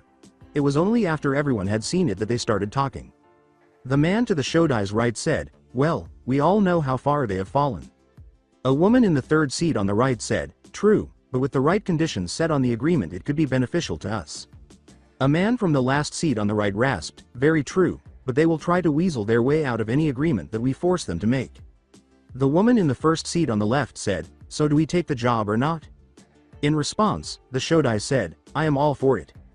The first seat on the right said, as am I. After that, it moved in a zigzag pattern around the table, starting on the right, moving to the one across from them, and finally moving to the one diagonal down from them, until everyone had cast their ballot. Then with a unanimous decision, we will work for Konoha, with the usual terms plus any special rules I can think of, correct? The Shodai responded. As he went outside and bit his thumb, causing blood to flow down the symbol on his left arm and summoning his summons that only he possessed, they agreed, saying, correct. In a puff of smoke, a tiny dragon appeared in front of the man who gave him the orders and sent him on his way, instructing his shinobi to get ready to depart and make their way to Konoha. They all questioned why the council was called 2 days later. With annoyance, Komura questioned, who has called this meeting? Tsunade said, I have. The dragon, with its long neck and pale gold scales, followed her inside, standing waist high. This summon was sent by the leader of Yugure. Danzo inquired, and what is the answer? My master sends his regards to Konoha, and wishes to explain the terms and conditions for our partnership. The dragon began as the civilian side began mumbling. The elders looked annoyed and the shinobi looked amused. The terms are this. First, you are to treat us as allies, not pawns in your games or political squabbles. Second, if you attempt to steal from us, whether it be jutsu, knowledge, or items that we possess, then we kill the perpetrators and any who benefited from such theft. Third, you will pay our standard fee of 65% of any profit gained on any mission in which a Yugure shinobi has taken part. Lastly, if you attempt to betray us, or sell us out to our enemies, then we will view Konoha as an enemy and will eradicate all within her walls, down to the last woman and child. This last one got stirrings out of the entire council. The shinobi wondering if the elders or rude did something stupid they could defect to their side. The civilian worried that they would be killed for shinobi matters and the elders annoyed that every move they could make was being blocked. If you have any questions or concerns about this deal, you may speak to the Shodai or the Nidang when they arrive. As she watched the council writhe, Tsunade inquired, when will they arrive? As soon as we are finished here. All that is left is for a signature that these conditions have been explained and you accept the punishment for breaking them. The dragon replied with a grin. We need to talk about this, Komura said. The dragon came up and couched up a scroll that unraveled with a place to sign in blood, but Tsunade interrupted, saying, we agree. She wrote her name by biting her thumb, and as the dragon swallowed it, the scroll rolled back up. The dragon grinned as it vanished in a cloud of smoke, saying, thank you Hokage. Sama. The Council of Yugure will be along in a moment to speak with you all. Tsunade. Exclaimed Homura. What? She inquired naively. Komura yelled, we were to discuss this as a council. I made my executive choice as Commander.in Chief, to hire them and assure the continuing survival of our village. She laughed. Lily Haruno yells, that is treason, to the chagrin of everyone. It is irrelevant. I have signed the deal, and if we wish to back out we can, but I doubt that they will work with us again and we will be right back where we started." Tsunade laughed. The door was abruptly pushed open, and 11 individuals entered, each easily identified by their individual appearances and headbands featuring the setting sun. But they were focused on the man at the head of the procession. His blonde hair was longer and spiked up with a mid-back ponytail in the back, and he was just as tall as he had been when he had last visited Konoha. He was dressed in a black coat with silver flames at the bottom, black pants, sandals, and a black shirt. There were 2 blades over his shoulders that appeared to be worn down, and another katana with a black sheath, guard, hilt, and cloth around the hilt with red trim was at his hip. Most people in the room shivered or turned away as his crimson eyes scanned the space, but others grinned at him. When his eyes finally fell on Tsunade and the elders, a smile spread across his face. As the majority of the council looked at the man incredulously, Kenshi smiled and said, "Godem Hokage, elders, council members. I am Kenshi Namikaze, the Shodai Yugurekage of Yugure. It is a pleasure to be working with you again." Homura exclaimed, "What are you doing here?" once the initial shock had subsided. Kenshi looked at the man disapprovingly and said, "I think you made a deal with my village, so as Yugure's leader, I will be present. Don't tell me you want to go back on our bargain?" Kenshi asked. Another blonde remarked, "It's their loss if they do Chan." The council took notice of this and stared at the blonde. His blonde hair was also spiked, and he was tall, almost 6 feet. He also wore black, but his coat was red with black flames on it, and it had orange trim like Kenshi's. A katana with a white sheath and guard, a pale orange hilt, and warm, colored tie-dye clothing, reds, yellows, and oranges, for those of you who are not familiar with art, was at his hip. Even though his face had weathered, his blue eyes and whiskered, marked face were still visible. As the council appeared on the verge of a breakdown, Kenshi said, "Allow me to introduce the Nidaime Yugurekage, Naruto Namikaze." "Anbu. Arrest Naruto!" exclaimed Komura. When everyone had calmed down enough to be logical, Kenshi gestured for the council members to approach, saying, "This is Asuna Nitore's, our ninjutsu Taicho. If you attack Naruto, you attack Yugure and breach the contract," Kenshi responded. "Unless you want Konoha to drown in a sea of its own blood, I suggest that you calm yourselves while I introduce the rest of the council to you." She had a no-nonsense appearance and her orange hair was pulled back from her face. She had scrolls hanging from her belt, was only 5 feet 6, and was dressed in a pale blue shirt and black shorts. With her green eyes shining, she paused and looked at the council before stepping aside and saying, "Next is Setsuna Namikaze, our Genjutsu Taicho, and my second wife." Setsuna had not changed much since leaving Konoha, except for the fact that she was married and had lost all signs of baby fat.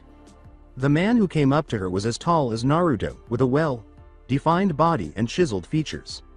She was dressed in black pants and a dark purple shirt with the Uchiha crest on the left shoulder. Next is Kaian Nadia, our Taijutsu Taicho. He had a small pouch on his left flank and was dressed in white pants and a tank top that flaunted his toned arms. His gray eyes seemed to absorb everything they looked at, and he kept his black hair short. Next our Kenjutsu Taicho, Kushina Uzumaki. Kushina hadn't changed much since she had left, save for the fact that she was wearing her famous blood-red katana, Red Dawn, on her back, and pale red pants and a blood-red shirt. "Now is our medical Taicho, Akari," he said as a blonde woman came up. She wore pure white priestess robes with pale pink edges, and she was just under 5 feet 9. Next is our 2 Taichos leading the information and interrogation squad, Yuan Uzumaki, and Anko Namikaze, my third wife. Yuan, who was also blonde, was tall, standing over Naruto at 6'2", limber but well built, and he had a staff with bells hanging off of it in her right hand. Her blonde hair was tied back in waist length, and her cerulean eyes had a gentleness to them that made everyone feel at ease. He had a wakizashi hanging vertically around his waist and was dressed in black pants and a black long-sleeved shirt. Anko had remained true to her beige coat, skirt, mesh shirt, and shorts underneath the skirt. His eyes were the same shade of red as Kenshi's, and he seemed to convey to others a sense of caution, as if he were saying, "I won't hurt you, but if you cross me, I will make sure it happens." Kenshi smiled as the red-haired young man walked up to her. She noticed that most of the civilians shivered when they realized what area she specialized in. Next is our Special Forces Taicho, Gaara no Subaku. He was dressed in red long-sleeved shirts and pants, with gray guards and a chest covering. Last is our Standard Forces Taicho, Kensai Jias. The last man to approach had brown hair and blue-green eyes that exuded disdain for the council, but when they stopped on Tsunade or a few members of the Shinobi Council, they radiated warmth. His faithful gourd was on his back, and his facial features remained the same, but his eyes had more vitality. He had a ninja.to at his hip and was dressed in black shorts and a shirt with elaborate red patterns. Danzo questioned, "So you 11 make decisions for your village?" "Correct," said Akari. Danzo went on, "And what would happen if you should fall?" Kushina smiled and took hold of the red dawn hilt. "Planning something already, Danzo?" she asked. With his hands raised to indicate he meant no harm, Danzo answered, "Of course not. I am just curious of what would happen if an enemy should kill you on the field of battle." "What would happen is that a new Taicho would be chosen from the ranks of that unit. Once that is decided, they will take up the seat of Taicho and another one will instruct them on what to do," replied Setsuna. The conversation came to an end when Komura said, "Now before we retire for the day there are some matters to discuss." "Such as?" inquired Kenshi. Komura spat. "First, your fee is outrageous. That is our standard fee. It is the minimal we can charge you and still cover our expenses, wages, supplies, and other such things." Kenshi responded, "Since we knew you were facing economic hardships, we chose to give you our lowest price. Unless you would like us to charge you full price, and pay in say 5 years once our work with you is finished, with interest of course." "No, we will make do with this." Homura responded, "Next we would like to request to know the size of your forces, so we could estimate our strength along with yours." "Very well." Kenshi nodded. "We currently have a little over 1,000 shinobi under our employment, each one at a minimal of Jonin rank. Our Taichos here are all Kage rank in their designated area, along with myself and Naruto being Kage level in all areas as well." One shinobi said, "You have no genin, instead?" "No, we had some, but they always rise through the ranks quickly." Naruto replied, "Our newest recruit is currently a Jonin rank in Kenjutsu and Genjutsu." Kenshi inquired, "Is there anything else?" Tsunade inquired, "Where will you all be staying?" "The main command force, along with their families that are with us, will be staying at the Namikaze compound, while the rest of our forces will stay in the deserted Uchiha compound," replied Kenshi. "Unacceptable," yelled Homura. "What is?" inquired Setsuna. "We will not allow you to stay in that compound, it is reserved for Uchihas only," Komura yelled. "Well, at the moment, since Sasuke has betrayed you for Ado, and Setsuna has married me, I believe that she can choose to let whoever she wants stay there," Kenshi exhaled. But they trailed off, agreeing with Tsunade's nod. "Anything else?" replied Kenshi. "I would like to get our village inside soon." "Yes. We would like to test your combat abilities." Danzo responded.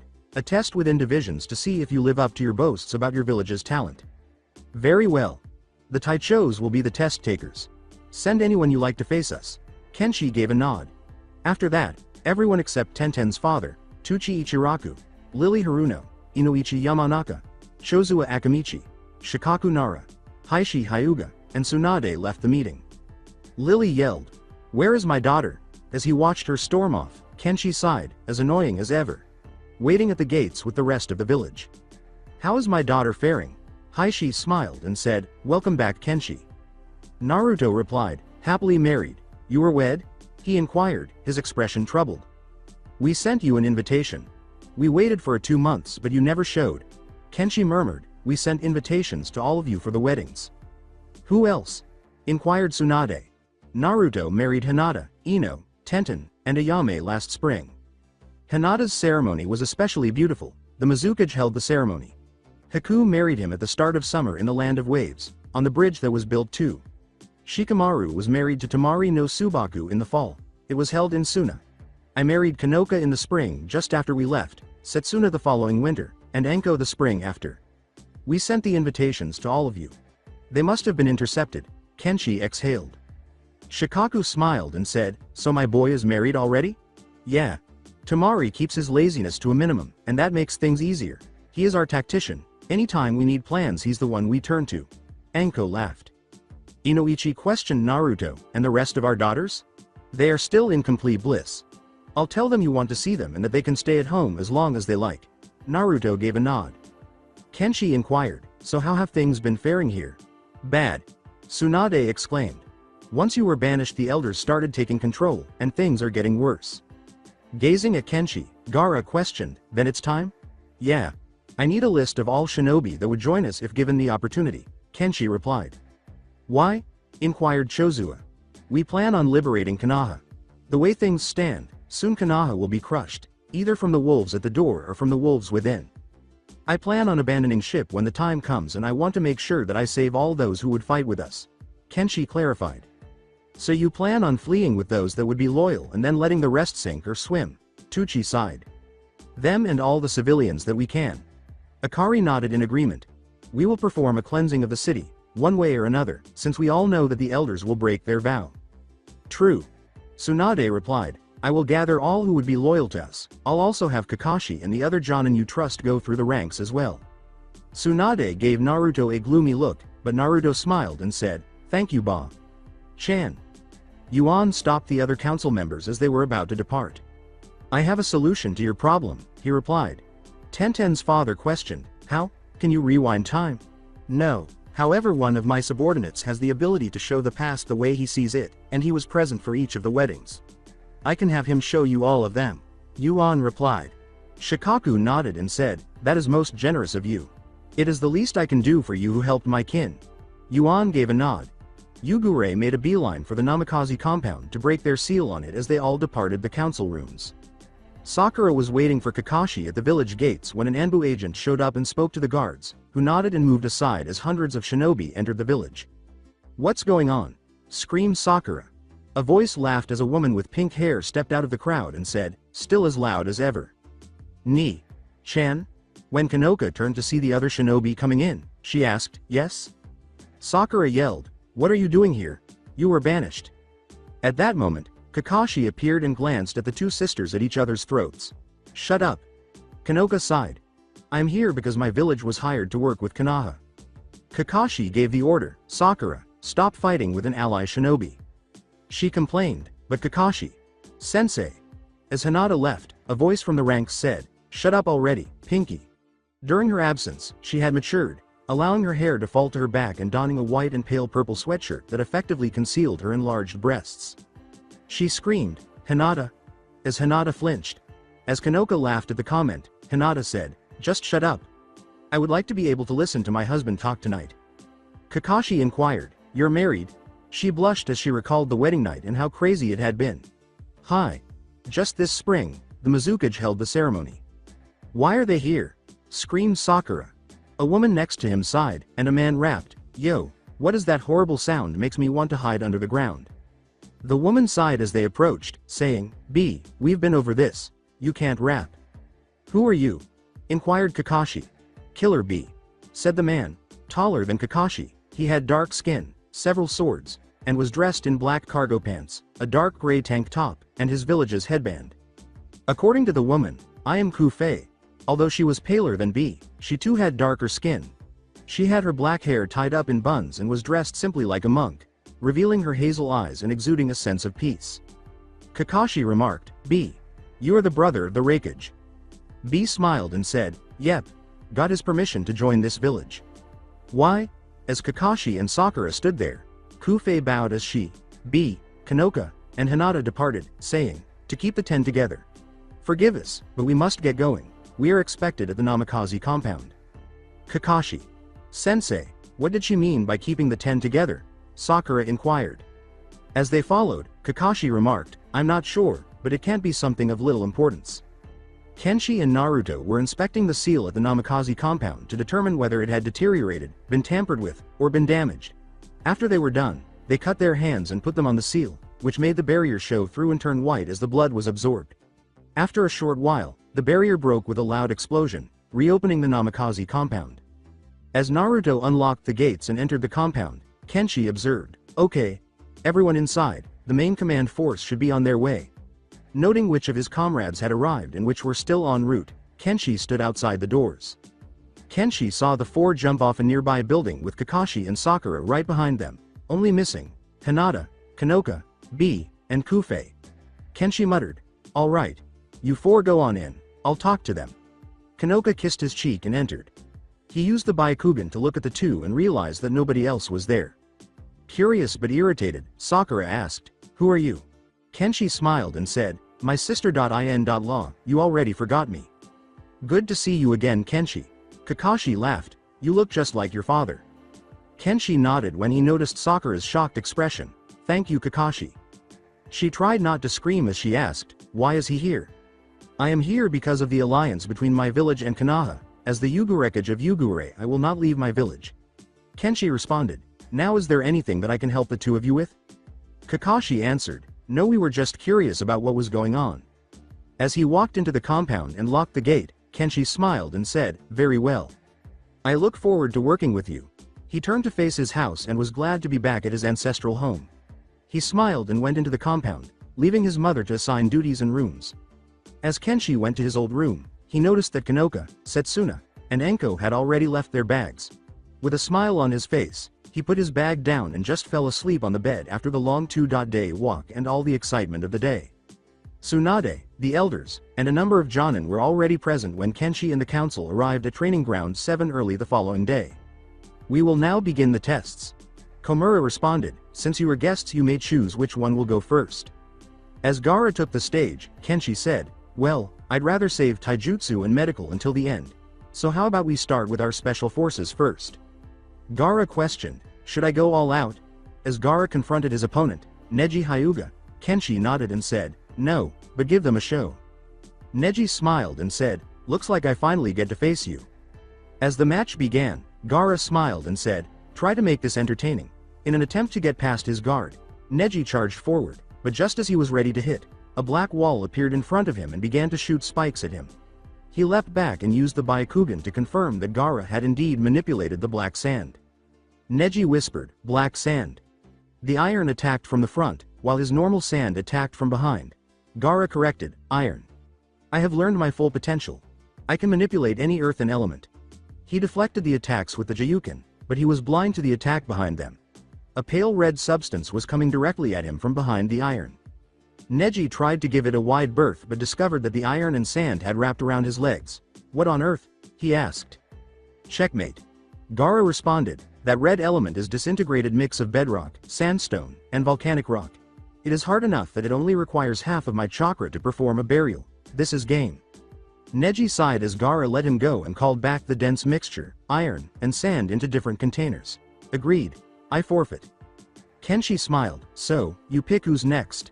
As Ibiki moved forward and two shinobi produced two captured sound nin, Homura responded, very well.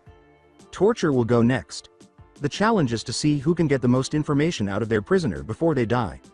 Anko nodded as she moved forward, glanced at her victim, but allowed Ibiki to go first.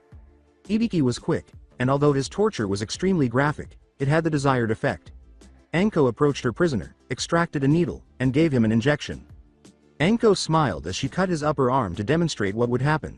Now this will keep you alive indefinitely unless you tell me everything you know, then I could make arrangements for this to be a little more pleasant. 10 minutes later, the sound nin was telling her everything because of the increased pain from the wound that was not healing. I just injected you with a serum that will make your body reproduce your blood cells at an alarming rate. Meaning no matter how much you bleed you will not die. Anko closed the wound after he was done and gave him another serum injection. Now I am going to offer you salvation. You mentioned you family, are they captives of Otto? Replied Anko. Yes, he stumbled. If we were to rescue them would you be willing to help us? He nodded, yes. Anko shrugged as two shinobi leapt down from the trees and dragged the man away. Okay, for now you are under protective custody, after that you will be allowed to join our ranks, but will be monitored for an unspecified length of time. Kenshi nodded and said, that makes 2-0. How so? Snarled Komura. We just matched all the info Ibiki gained plus have a source for more. Kenshi laughed. A live source of info and another shinobi fighting with us marks that as a victory. Danzo nodded and said, let us have Kenjutsu. Kakashi turned to face Kushina and stepped back. Very well. We will choose the next match. Kakashi responded, no thanks. I know how good she is. Kushina smiled as she moved away from Kenshi, saying, nice move. Tsunade proposed, well, how about Genjutsu then? Kurenai and Setsuna nodded as they walked toward one another and started the game. Kurenai used the Pits of Hell, her most powerful Genjutsu, to strike first. Devils were attempting to kill Setsuna as she stood in a raging conflagration after it was released. Before Setsuna broke the illusion with a hand sign, it appeared to everyone else that nothing was happening. My turn. Setsuna smiled as she unleashed a double-layer Genjutsu using the Sharingan and a hand sign Genjutsu. Asuma and her 1-year-old child were being burned to death when Kurenai began in a fiery storm, but she was not being harmed. To end the first jutsu, she pulled out a kunai and stabbed her hand, causing her to scream in agony. However, she was still trapped in another genjutsu, this time while being tortured by Asuma's corpse and her child. Kurenai cried out in agony and fear at the loss of the people she cared about. She soon passed out, and Setsuna made sure she was still alive before ending the jutsu. "She'll be fine, just let her rest, and no active duty until the shock wears off," advised Setsuna. "What was that?" inquired Danzo. "Double genjutsu.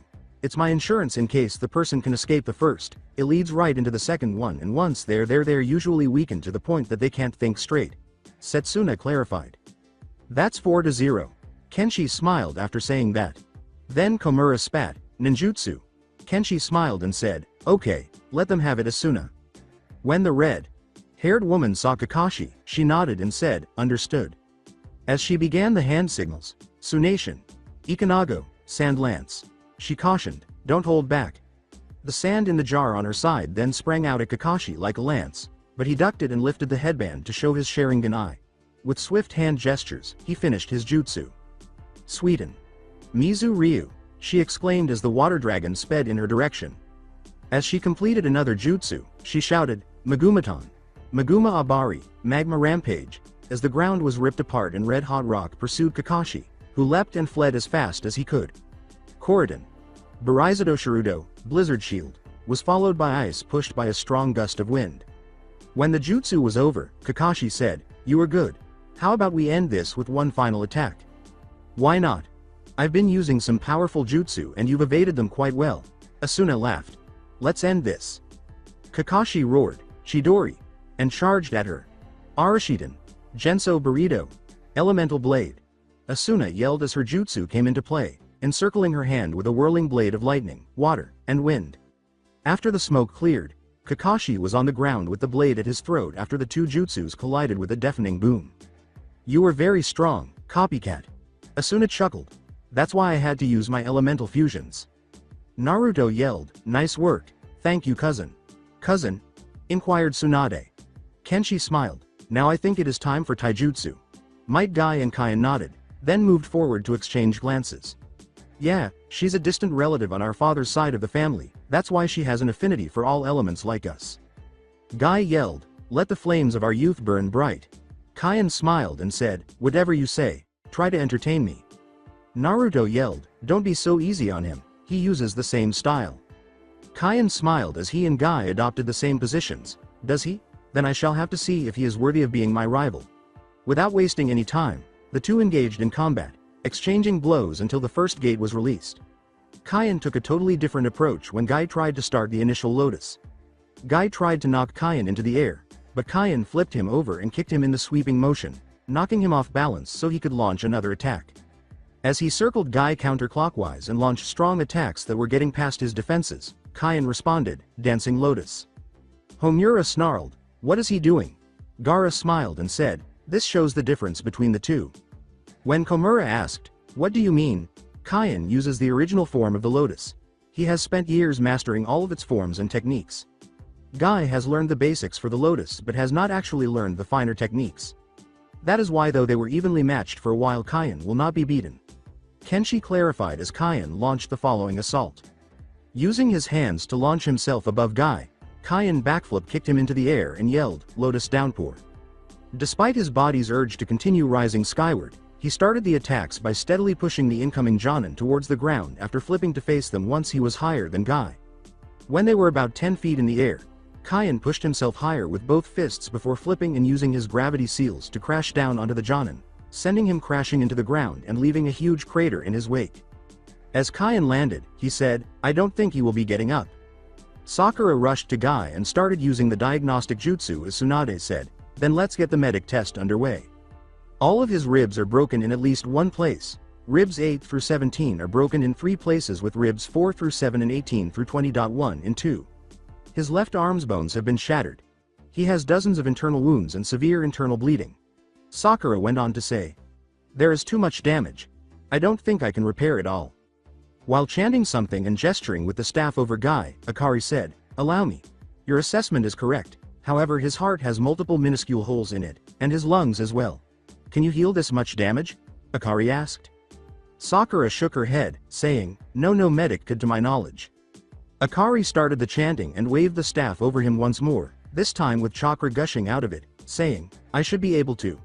They observed the wounds gradually healing as they started to knit themselves shut. Intrigued, Tsunade inquired, how? They returned their focus to the healing at hand and noticed that Guy was sitting up. It's her gift. She has been blessed with powerful healing Kai, which allows her to use the chant to heal most wounds, and all we taught her was how to mix chakra into it, to amplify her powers so that she could heal even the most life-threatening injuries. Kenshi clarified, she can even pull someone back from the brink of death. Akari got up and walked back to the other members of Yugure, saying, there. You should be fine now, but take a day or two to rest, nothing strenuous, no training or anything of the sort and you should be fine. Satisfied? Inquired Kenshi. Very. You have proven you worth to be well what you charge. Danzo gave a nod. That's not why we charge so much. We charge that much to pay the wages of all our shinobi along with travel expenses, Naruto clarified. Will that be all? I'd like to let my Taichos have some free time, Kenshi responded. Komura said, I just have a question for you, yes? Why do you have 3 swords? Kenshi put a hand on the black katana and remarked, I can no longer use those 2 blades. Misaterabaredo no longer accepts me as its master. Therefore, I only use Black Midnight here. Homura inquired, how proficient are you? To the point that I can beat Kushina 99 times out of 100. Kenshi sighed. Tsunade asked, staring at him in disbelief, really? It's true. Whenever we spar he usually beats me, but I still have more experience than him so I can win on the rare occasion. Naruto is actually close to Kenshi's level, but his style is still rough around the edges. Kushina replied. Naruto smiled and said, that's because I'm still in training with Golden Sunset. Is that all? Inquired Kenshi. As the 11 made their way back to the village, Tsunade nodded and said, yes. For now. We will let you know if we need anything else from you. Hokage. Sama. I believe it is best if we get rid of them, they are too much of a threat. Komura sighed. No, they are exactly what we need. Tsunade responded, they are strong and are willing to aid us with only a fee for missions. If we are attacked they will fight with us, which will boost our fighting power by a great amount. We cannot afford to not have them with us. But, as she walked away, Tsunade threatened to have her removed from the council if she heard any more complaints. Kenshi was meditating on the roof of the village when he felt Shinku coming. Yes? He inquired. Shinku said, need to talk to you? I'm listening. We had another vision. Kenshi confronted his demon and asked, what about? It was about Itachi. Things are starting to move. The Akatsuki are beginning to make their move, and Itachi's time limit on breaking our genjutsu is up. But what we saw says that unless you can get to him first then Sasuke will kill him and claim the eternal Mangenkyo Sharingan, and then we will have 2 of those bastards running around. Shinku clarified. Alright. I will alert the Taichos that we are to be keeping an eye open for Itachi, or we are to end Sasuke. Kenshi gave a nod. Shinku nodded and leapt from the roof, saying, got it boss. As he went back to his meditation, Kenshi sighed, things are never easy. Far from Konoha, the Akatsuki were gathering in a cave. A man with blonde hair asked, what news? I have discovered why we cannot find the Jinchuruki, Itachi replied. One of the women beside the leader asked, why? They were hidden by a very powerful genjutsu that I just managed to break. All of them are no longer where we thought they were, Itachi clarified. The leader inquired, where are they? Itachi sighed, I am not sure, they have covered their trail well. A hissing voice said, perhaps I could be of assistance?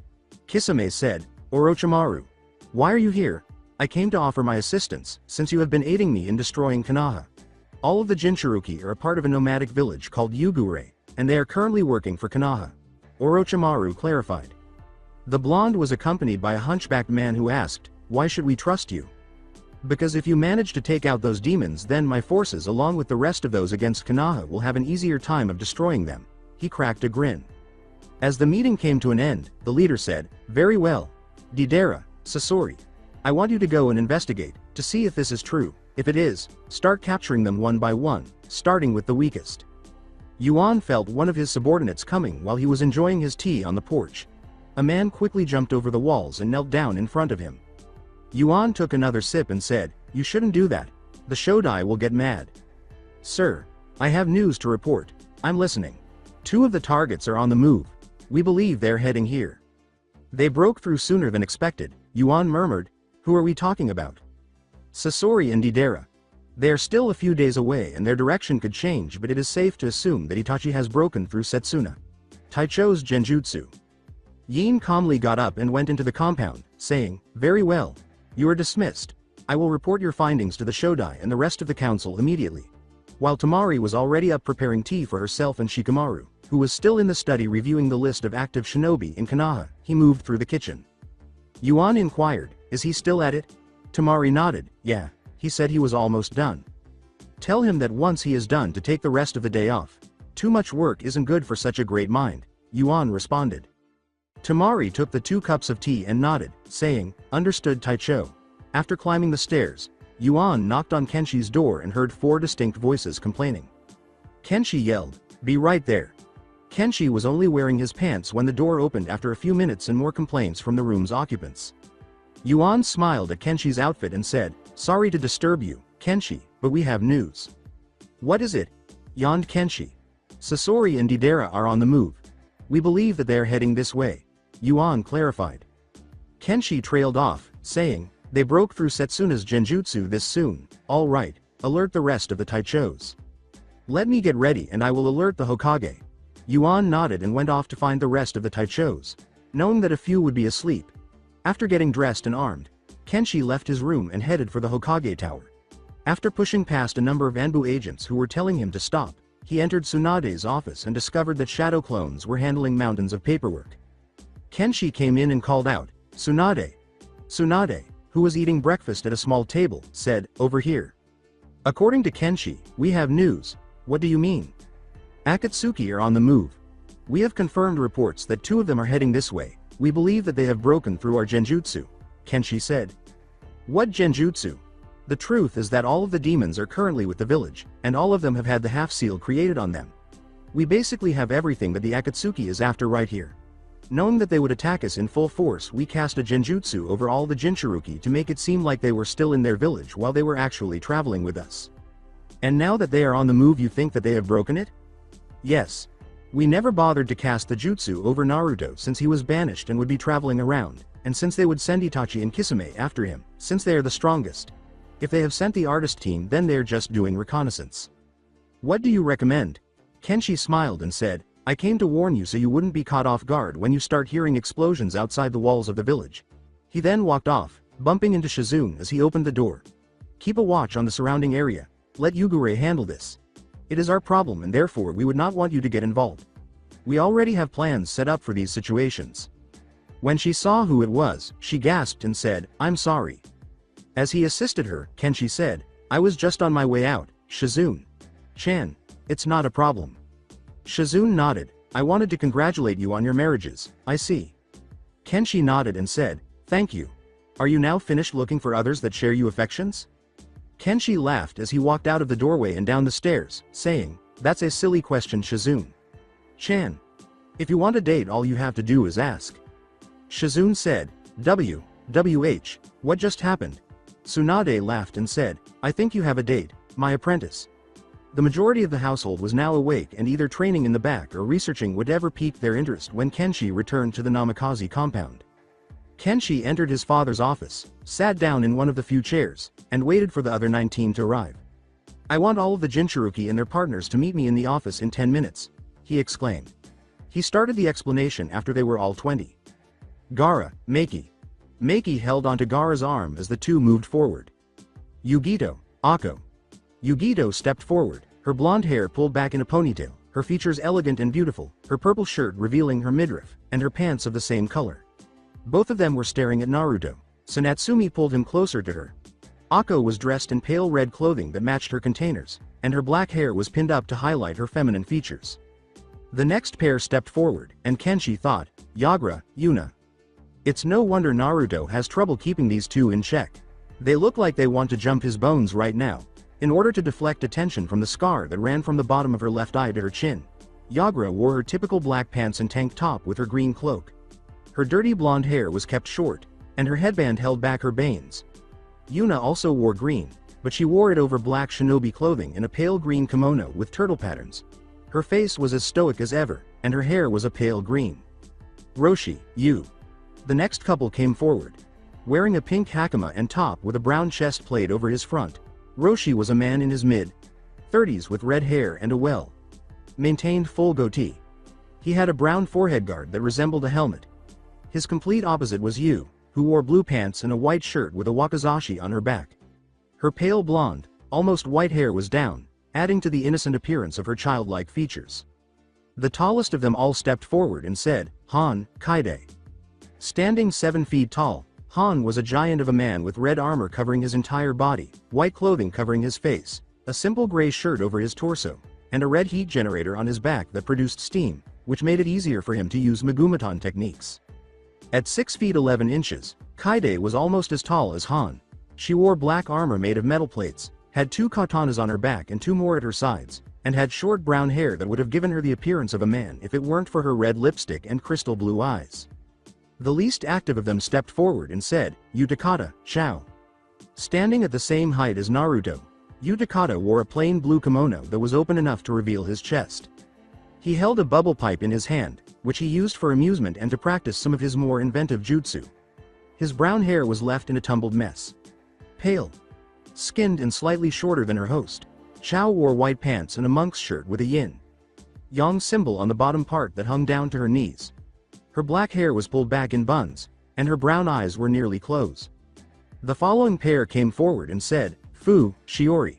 Fu had darker skin, approximately the same shade as Kufei, but she was more eccentric. She wore a white skirt and a tank top that exposed her mesh undershirt.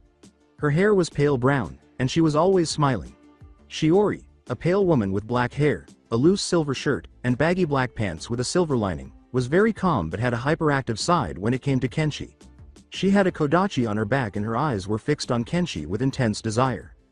The pair with darker skin stepped forward and said, "B, Kufei." The blonde and the fox came forward and said, "Naruto, Natsumi." As the demon in the suit moved next to him, Kenshi concluded, "Arachnid." They all began talking at once until Han's deep voice interrupted them, saying, "I have called all of you here because we have reason to believe that the Akatsuki have broken through Setsuna Taicho's genjutsu and know that all of us are here." He questioned, "What are we going to do then? For now we wait and see what they're going to do. At the moment the artist team is on the move, so if they start heading here then we will deal with them accordingly. I still say that we should just attack them and get it over with." Roshi exhaled. Kenshi sighed, "We have been over this, Roshi." Yu laughed and said, "He is right." Roshi also laughed. He smiled and said, "You are right, little one. Anyway, I want all of you to stay on your toes. We already know that the Akatsuki are in control of AIM, and that means that soon they will attack and that will draw in the other 3 nations. As soon as this happens we will be needed to fight. So stay alert and do not leave the village unless assigned a mission by myself, Naruto, or one of the Taichos." Kenshi stated as everyone nodded and left the office with the exception of Naruto. "You really think that it's going to be that bad?" Kenshi shrugged as he left, saying, "I doubt it, but better to prepare for a downpour and get a drizzle than prepare for a drizzle and get a downpour." Kenshi didn't learn about the impending storm until 3 days later. A knock on the door interrupted Kenshi as he was reviewing the list of shinobi Shikamaru had given him and noting down the names of those they would eventually need to speak with in his father's office. As soon as Naruto entered, he said, "Enter." Naruto declared, "They're almost here." Kenshi got up and grabbed Black Midnight, leaving Misateraburedo behind. "Got it. Alert Gaara and Kankuro that I want them to meet me at the gates of the village in 10 minutes. I want you, Ninjutsu Squads 2 through 4, Medic Squads 1 through 5, the Special Forces Puppet Corps, and Information Gathering Squads 1 and 3 to remain on the walls and be ready to assist if Sasori decides to get serious. Not taking the rebellious swords?" As he vanished in a flash of black, Kenshi responded, "Too much of a risk in this case. I need every advantage I can get if we are going to take these 2 down with minimal casualties." Naruto muttered as he performed the same action, but in red, "Show off." When Gaara and his older brother arrived, Kenshi was already at the gate. As the 2 nodded and left the gates, Kenshi said, "Okay, you 2. We have 2 of the Akatsuki on our doorstep, so we are using Artist Plan B.4. They then motioned for the gates to be closed behind them. The 2 Akatsuki members were approaching once they were 50 yards from the gates. One was taller than Kenshi, with blonde hair, and the other was a hunchbacked figure that scarcely resembled a human. The 3 paused, waiting for the 2 to come closer. 15 minutes later, the 2 stopped opposite each other and looked at one another. "Who are you?" inquired the blonde. Kenshi nodded and said, Kenshi Namikaze, the Shodai Yugu wreckage. Gaara answered, Gaara no Subaku, the Special Forces Taicho of Yugure. Kankuro, the Puppet Corps commander of the Special Forces of Yugure. Kankuro cracked a grin. The man with the hunchback nodded, Sasori, and the blonde said, Deidara. Now that we all know each other, may we ask what you are doing here? Kenshi responded. Sasori responded, well, we are here for the Jinchuruki. Like Gaara right there. He gestured to Gaara, who started to get ready to attack. Kankuro questioned, and why would we let you take them? Deidara smiled and showed them his hands and the mouths on them, saying, because if you don't then we will destroy that pathetic village that you were using as a refuge. Really? Gaara laughed. Let's see you put your money where your mouths are. The five then launched their assault. Deidara was forced to leave Sasori after Gaara threw a wave of sand at him. He then used his sand to launch himself into the air and chase the blonde as he moved farther away from the village. On his back, Kankuro had unrolled a medium-sized scroll, smeared it with blood, and let loose 5 puppets. As Sasori examined each, Kankuro smiled and said, well Sasori, meet Crow, Red Ant, Salamander, Spectre, and Shark. I remember each one of them. I made them myself. I am surprised that you are using these 5 together. Sasori chuckled. Crow, Red Ant, and Salamander work well together. However, Spectre is a solo puppet, and Shark only works together with Hammerhead or Neptune. Kankuro laughed as he sent them on the attack, saying, that's what you think. Ever since I left I have been improving the puppet craft and in this way I have surpassed you. Kenshi stepped back and watched as Shark lunged forward with its bladed arms, slashing at Sasori, who drew a tail to deflect the blows, and Crow began firing poison canisters at Sasori. Red Ant seized his arms and legs as Sasori's Salamander abruptly stopped the tail's movement with a tongue shot from behind. Then, from above, Sasori's Spectre started to spin, pulled a huge sword from its white cloak, and smashed Sasori's back, exposing him as a huge puppet. The real Sasori emerged from the ruins of the enormous puppets. The only thing that was real about the red-haired boy who had transformed himself into a puppet was his heart, which continued to beat inside of him. The third Kazekage, who was an expert in the iron sand technique, was the puppet that turned him into a wanted man. Sasori smiled and said, impressive. I have never seen such raw talent. I will enjoy making you into a puppet once I kill you. Kenshi sighed and strode forward, drawing Black Midnight, saying, Kankuro, get ready for strategy 12. I'll create the opening. As he started to move the puppet to attack, Sasori chuckled and asked, what are you going to do with that? Destroy you. This blade is part of a set of 4 blades, each one chooses a master. 3 of them belong to my village, actually to my family. My mother the Red Death owns Red Dawn, and my brother the Nidame Yugu wreckage owns Golden Sunset. However, this one is the most selective, requiring some prior knowledge before it will allow you to use it. My sensei was a great swordsman, a rival to the Red Death, and he taught me the fundamentals of Kenjutsu, Black Midnight first strike. Lunging crane. With a burst of chakra, he charged forward, sending the puppet flying with a powerful thrust. He started attacking with his iron sand after manipulating the Kazekage. As he ran forward, Kenshi started spinning the blade in front of him, saying, Black Midnight second strike. Spinning moon shield. The iron struck, sending it flying to the sides, and Kenshi drew closer, saying, Black Midnight third strike. Crescent moon dance. He started slashing the puppet, knocking it around, and spinning. Finished. Yelled Kankuro, sending Crow in the direction of his leader and the dueling puppet. As Crow wrapped around the Kazekage, the chakra lines that connected him turned red and began to turn the lines connecting the Kazekage and Sasori the same color. Kenshi, grinning, leapt back. What on earth? Exclaimed Sasori. The red lines broke off when they got to Sasori's fingertips, and Kankuro and the third Kazekage were joined by new lines. Kankuro smiled and said, puppet theft complete. What? Inquired Sasori, curious. With the 6 puppets facing Sasori, Kankuro smiled and said, a jutsu that I developed. It allows me to capture another puppet master's puppet and make it into my own. We've been preparing this to use against you for many months. Sasori laughed as he pulled another scroll from the wreckage and called forth 100 puppets, saying, these puppets helped me destroy an entire nation. Kenshi then raised his hand, and 30 shinobi landed next to them. You are a most impressive one. I will enjoy using you as a puppet once I kill you, along with you Kenshi. I doubt you are giving me your best. The smiling Kankuro said, Puppet Corps. They then each pulled out a single scroll and called forth their own puppets with a single motion. When Kenshi made a motion, the puppet masters started using hand signals to start capturing the puppets. Meanwhile, Kenshi adopted a new position, crossing his arms over one another and embedding the blade's tip in the ground. Kenshi used chakra to increase his strength and create a huge barrier that prevented the first few puppets from attacking, saying, "Black Midnight Fourth Strike, Earth and Shield." The puppet masters struck after the barrier collapsed, capturing the first wave of puppets and taking 1/3 of them. With Spectre on his right and Shark on his left, Kenshi then charged forward as the puppets started to cover him. He fought off any puppets that approached him as he moved towards Sasori, who had now unlocked his own weapons. He watched Kenshi come closer, the blades gleaming with poison. As Spectre and Shark stopped all of the incoming puppets, Kenshi leapt into the air and got ready to attack. Black Midnight Fifth Strike, Meteor Smash. Kenshi then swung his sword down and applied more gravity seals, striking Sasori's bladed arm above his head. When Sasori's arm failed and he felt the blade slicing through his head and straight toward his heart, he realized his error. He cried out, "No," as the blade touched his heart. As Kenshi cut through Sasori's heart, he said, "Goodbye, Sasori. You may now rest for eternity in the afterlife, forever known as the greatest puppet master and the creator of the greatest puppets in the world." Then, as the rest of his puppets went still in front of the entire puppet corps, Sasori's eyes lost their light. Gaara was fighting Deidara during all of this, using every kind of metal and sand he had in his arsenal, making Deidara try every tactic he knew. He whispered, "What is with this Jinchuruki?" Gaara laughed and said, "You don't stand a chance." Deidara had to use a number of his art bombs to halt the attacks after Gaara launched iron and volcanic bedrock in 2 different directions and angles. Deidara realized the folly of his strategy when the smoke cleared and realized that a huge cloud of red sand was going to hit him. Deidara yelled, "Crap," as he fell to the ground from his horse and launched a huge owl bomb upward to block the approaching sand.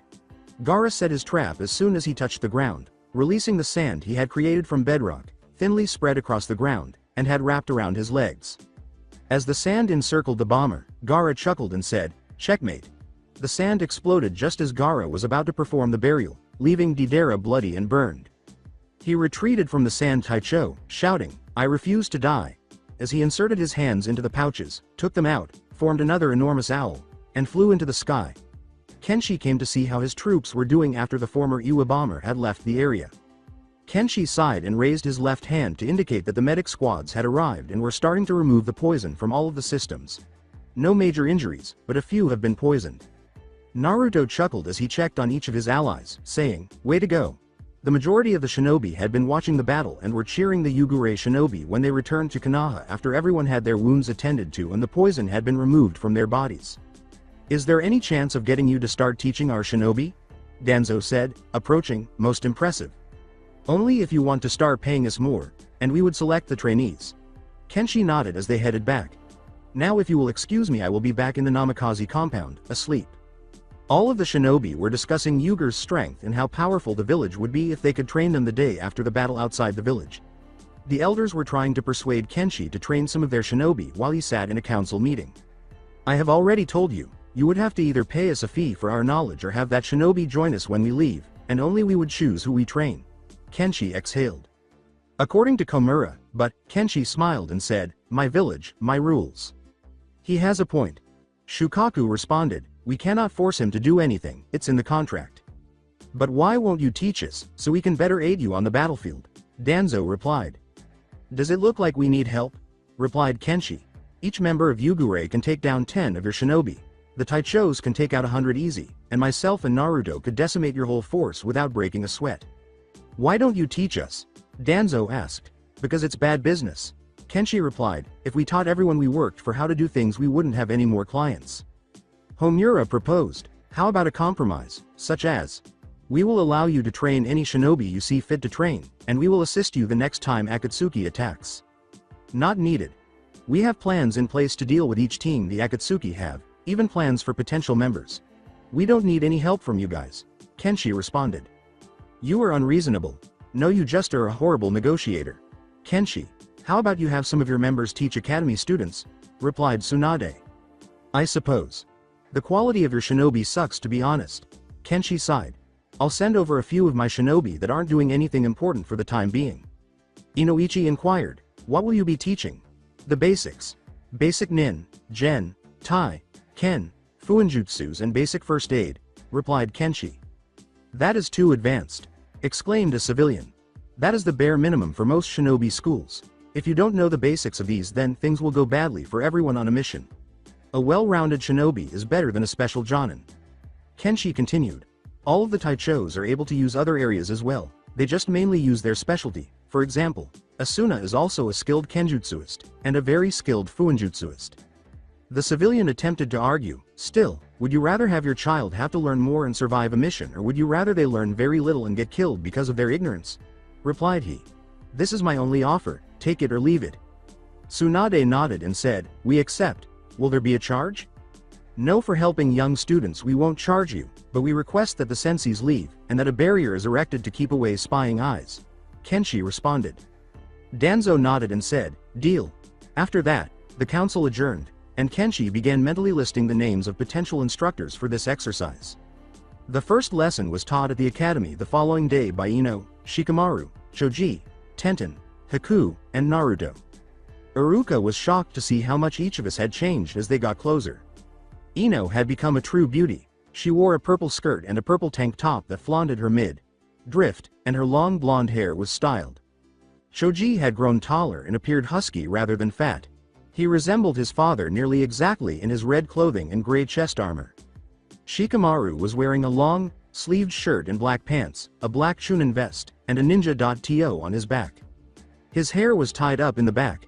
Tenten's appearance was nearly identical, with the exception that she was wearing black pants and a white shirt that was fastened shut, and that she now carried a katana at her side in addition to multiple scrolls on her back.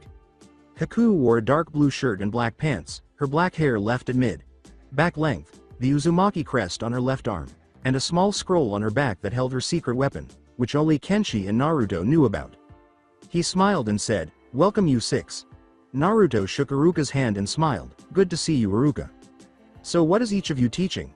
As several more shinobi showed up with seals, Shikamaru clarified. Naruto will be teaching Fuin, Tenten will be teaching Ken, Ino will be teaching Gen, Choji will be teaching Tai, I'll be teaching Nin, and Haku will be teaching first aid. He looked at the men and women carrying the seals and said, they're here to seal up the school until you are done. As she observed every instructor departing, Ino clarified, yeah. No offense Iruka, but we don't want any uninvited guests. Haku. Naruto gave the order. Of course. She grinned as she began the hand signals, Koriten. Hansha o Kensaku, searching reflection, and remained silent until she opened her eyes. In rooms D3, C4, and A.1 there are still people hiding. She said as Ino created 3 shadow clones and sent them to each room to use her refined mind capture jutsu. After she finished, 3 Anbu emerged, their masks bearing the word root. Shikamaru inquired, any more in there? As she released the men and sent her clones away, Ino remarked, no, these are it. When they realized they were outside, they muttered, what? Leave, before we decide to take out your treachery on the entire village, warned Naruto. One yelled, just like the demon you are, while glancing at him. Allow me. Choji smiled while making a series of hand gestures, enlarging his hands, and embracing the 3. Enjoy the flight, he exclaimed, tossing them in the direction of the village gates. Naruto commanded, okay, seal it up, as the Yugure shinobi circled the compound, enclosing the entire structure with a tinted shield that allowed them to see outside but prevented anyone from seeing inside. Tenten called out to the hundreds of children, alright kids, you can come outside now. Alright, today we are going to be teaching all of you what it takes to be a great shinobi, just like the Hokage. Naruto smiled as most of the children cheered. However, we would like you all to not tell anyone what we are teaching you, okay? They yelled, okay. Shikamaru concluded, we will now number you off by 6s. 1s will be going over to those trees in the way back, 2s will be heading for the auditorium, 3s will be heading to the sparring grounds, 4s will be heading for the roof, 5s will be heading for the lecture hall, and 6s will stay right here. This was his way of saying, if you do, we will stop teaching you, and then you won't be great shinobi, just normal ones that others laugh at. Shikamaru started his ninjutsu lecture with his group in the back, near the trees. Alright, I'm going to be teaching each of you about ninjutsu. Now ninjutsu has many different elements with new ones being developed or discovered. The basic ones I'm going to be teaching you are how to use a substitution jutsu, and a simple attack jutsu. He clarified as he first demonstrated the substitution. He taught them all a basic attack jutsu in the next one after they had all succeeded. As he led them through the hand signals and allowed them to practice until they were perfect, Shikamaru explained, This jutsu is called Hai.Ryu, Fire Stream. It will create a small burst of fire that will burn your enemies and can cause a distraction. Now none of you use this against your friends or family. This is for self-defense on a mission once you are all shinobi. She was teaching the children how to break genjutsu with Ino. As she started, she said, Genjutsu is the art of trapping someone in illusions. There are two ways to break this though, one is through pain, the other is through disrupting your chakra. Now each of you is going to be trapped in a simple illusion, and all you have to do is break it. She then performed a basic genjutsu in which she imprisoned each of them in a white room and prevented them from moving. As she watched, some of the older students hurt themselves by removing training kunai and slamming them into their ribs or other sensitive spots, while others broke free by upsetting their chakra. She then introduced them to that particular form of genjutsu, showing them the hand signals and allowing them to practice on her before evaluating their performance. Shoji was occupied with instructing each student on how to fight like a real warrior rather than like a crazy person. After they had practiced the fundamentals of martial arts, he allowed them to spar against one another, making sure to help those who needed it. Tenten was enjoying herself with her group as she gave each student a practice sword and allowed them to practice the fundamental fighting techniques against one another or, for those with greater skill or confidence, against her. Although she was gentle with them, she still destroyed each student individually. As some of the students requested to switch weapons, some took shorter or longer swords, while others tried out various weapons like trench knives, sickles, chains, axes, and spears. Tenten said, "You are all making progress, and if you are not comfortable with the sword then we can switch over to other weapons until you find one that fits for you." Haku was instructing the students on how to treat various injuries in the field as well as how to use various medicinal herbs to cure various illnesses. As she asked them to repeat what she had just taught them, she explained, "You won't always have a medic ninja out on missions with you, so it is a good thing to know what to do and how to treat different wounds that occur." As he sat at the desk, Naruto waited for them to complete the first sign he had shown them. Choosing to be forgiving, he had instructed them to create a simple exploding trap tag and then bring it to him when they were done so he could check their work and determine whether it would have functioned if it had been pumped full of chakra. Shortly after, the students started to move forward with their work. Several of them had actually produced some good ones, but Naruto told them that most of them needed practice. "Alright, now I'm sure that you are all wondering why I had you do this," Naruto said. "Yeah," yelled they. "Well, you see, this is basic fuinjutsu, basic seals. Seals are an important thing for shinobi, and any who can make their own will save tons of money and be able to invent new ways for their country to defend itself. This is a hard subject to learn, and any who do show signs of having talent for this will be sent to my mentor Jiraiya of the Sannin for actual training." Naruto clarified as he observed the older people's eyes sparkle when he mentioned the arrow. Sannin. Lessons were halted for the day after many hours of arduous labor, with each group being assigned, and the children being allowed to depart once the barrier was removed. Iruka came up and asked, "How'd it go?" "Very well. Most are willing to learn and many are excelling at certain areas. We didn't teach them anything that is purely from our village, but we did teach them to start questioning the methods that they are taught." Naruto laughed. "They all want to get stronger, and they all want to learn. I know for a fact that we have at least 100 students who show signs of having skill in fuinjutsu." "That is good to know," Iruka replied. "Just to let you know, several of the council were trying to get access to the school. I didn't let them, and neither did anyone from Konoha who was present still." As the six made their way to the compound, Haku smiled and said, "Thanks. Maybe next time you can observe. We'll do this again next week." Several of the Taichos who wanted to spar had been training with Kenshi at the compound, but Kenshi was unable to concentrate. Kaien observed, "You seem distracted, sir. I'm worried. The Akatsuki know we are here, and they know we have enough power to stop anything that they try as just the organization. I fear I may have brought war to Konoha." Kushina said, "It was bound to happen eventually." "Yeah. I mean, at the moment the only one that would attack would be AIM, and they don't have the manpower to fight us, let alone us in Konoha." Yuan nodded. "True. Hopefully my feeling is wrong, but it usually isn't. I feel that soon Konoha and Yugure will be faced with a battle that we have never fought before." Kenshi let out a sigh of relief. He went to his father's office after he got back inside and started going through the old journals, reading everything his father had created and how he had grown from his mistakes. Kenshi concentrated especially on the conflict with Iwa, attempting to understand how his father had organized the strategy and how the fights had been waged. A voice called out from the doorway, "Sir?" "Yes?" he inquired, raising his head to see that it was Nano, a member of the information squad. "We have a report for you from one of your own personal spies. They say that it concerns the Akatsuki," she continued. She placed the black envelope down, and he said, "Very well, leave it here. After she departed, he locked the door and opened the envelope to discover that Itachi had left a message. I am reporting that Pain is making his plans to capture all of the Jinchuruki by possibly aligning Aang with Otto, Kusa and Taki. He also plans on sending the undead team to try and attack Konoha, to weaken it before the invasion. Regardless, Orochimaru still intends to attack Konoha with his alliance, and he will have Sasuke leading the attack with his own personal team called Habi. I know that one of them is a half-devil. The other is a chakra sensor who far exceeds any that I have ever seen or heard about. If the attack comes before we can execute our plan, then I will fight against you and your allies, but will require your help in faking my death. If all goes well, I can take up my role as Taicho soon and be able to bring an end to the madness of Madara, the true leader of Akatsuki. With hopes, the Yugure still shines bright, signed Itachi Uchiha. Kenshi read as he thought on the implications of that. Since they had first established Yugure, there had been a plan to stage Itachi's death. Once he had all the information he needed, he intended to get in touch with them so they could assist him in staging his demise and enlisting him in their cause without the Akatsuki realizing until it was too late. They would need to improve their plans and stage Pain's death even sooner, though, if he formed this alliance. After burning the letter and deciding it was time to open the Namikaze vault, he headed for the secret base and swore, "Son of a bitch." After traversing the town, Kenshi reached the Decrypt building, which he hadn't visited since before Naruto took the Chunin exams. He went inside, pushed aside the wall, and entered Naruto's former covert base. He began walking through, noting the marks, to make sure he was doing exactly what his father had instructed. At last, he came to a stop at a wall that had a number of scratches on it that appeared to be sealing marks. Alright. As he followed the steps, he thought, tap the seal 3 times, then go 3 stones up and tap again twice, then go down 1 and right 4 and tap again 4 times, finally return to the symbol, tap it twice, then twist the protruding stone and turn it counterclockwise until it clicks.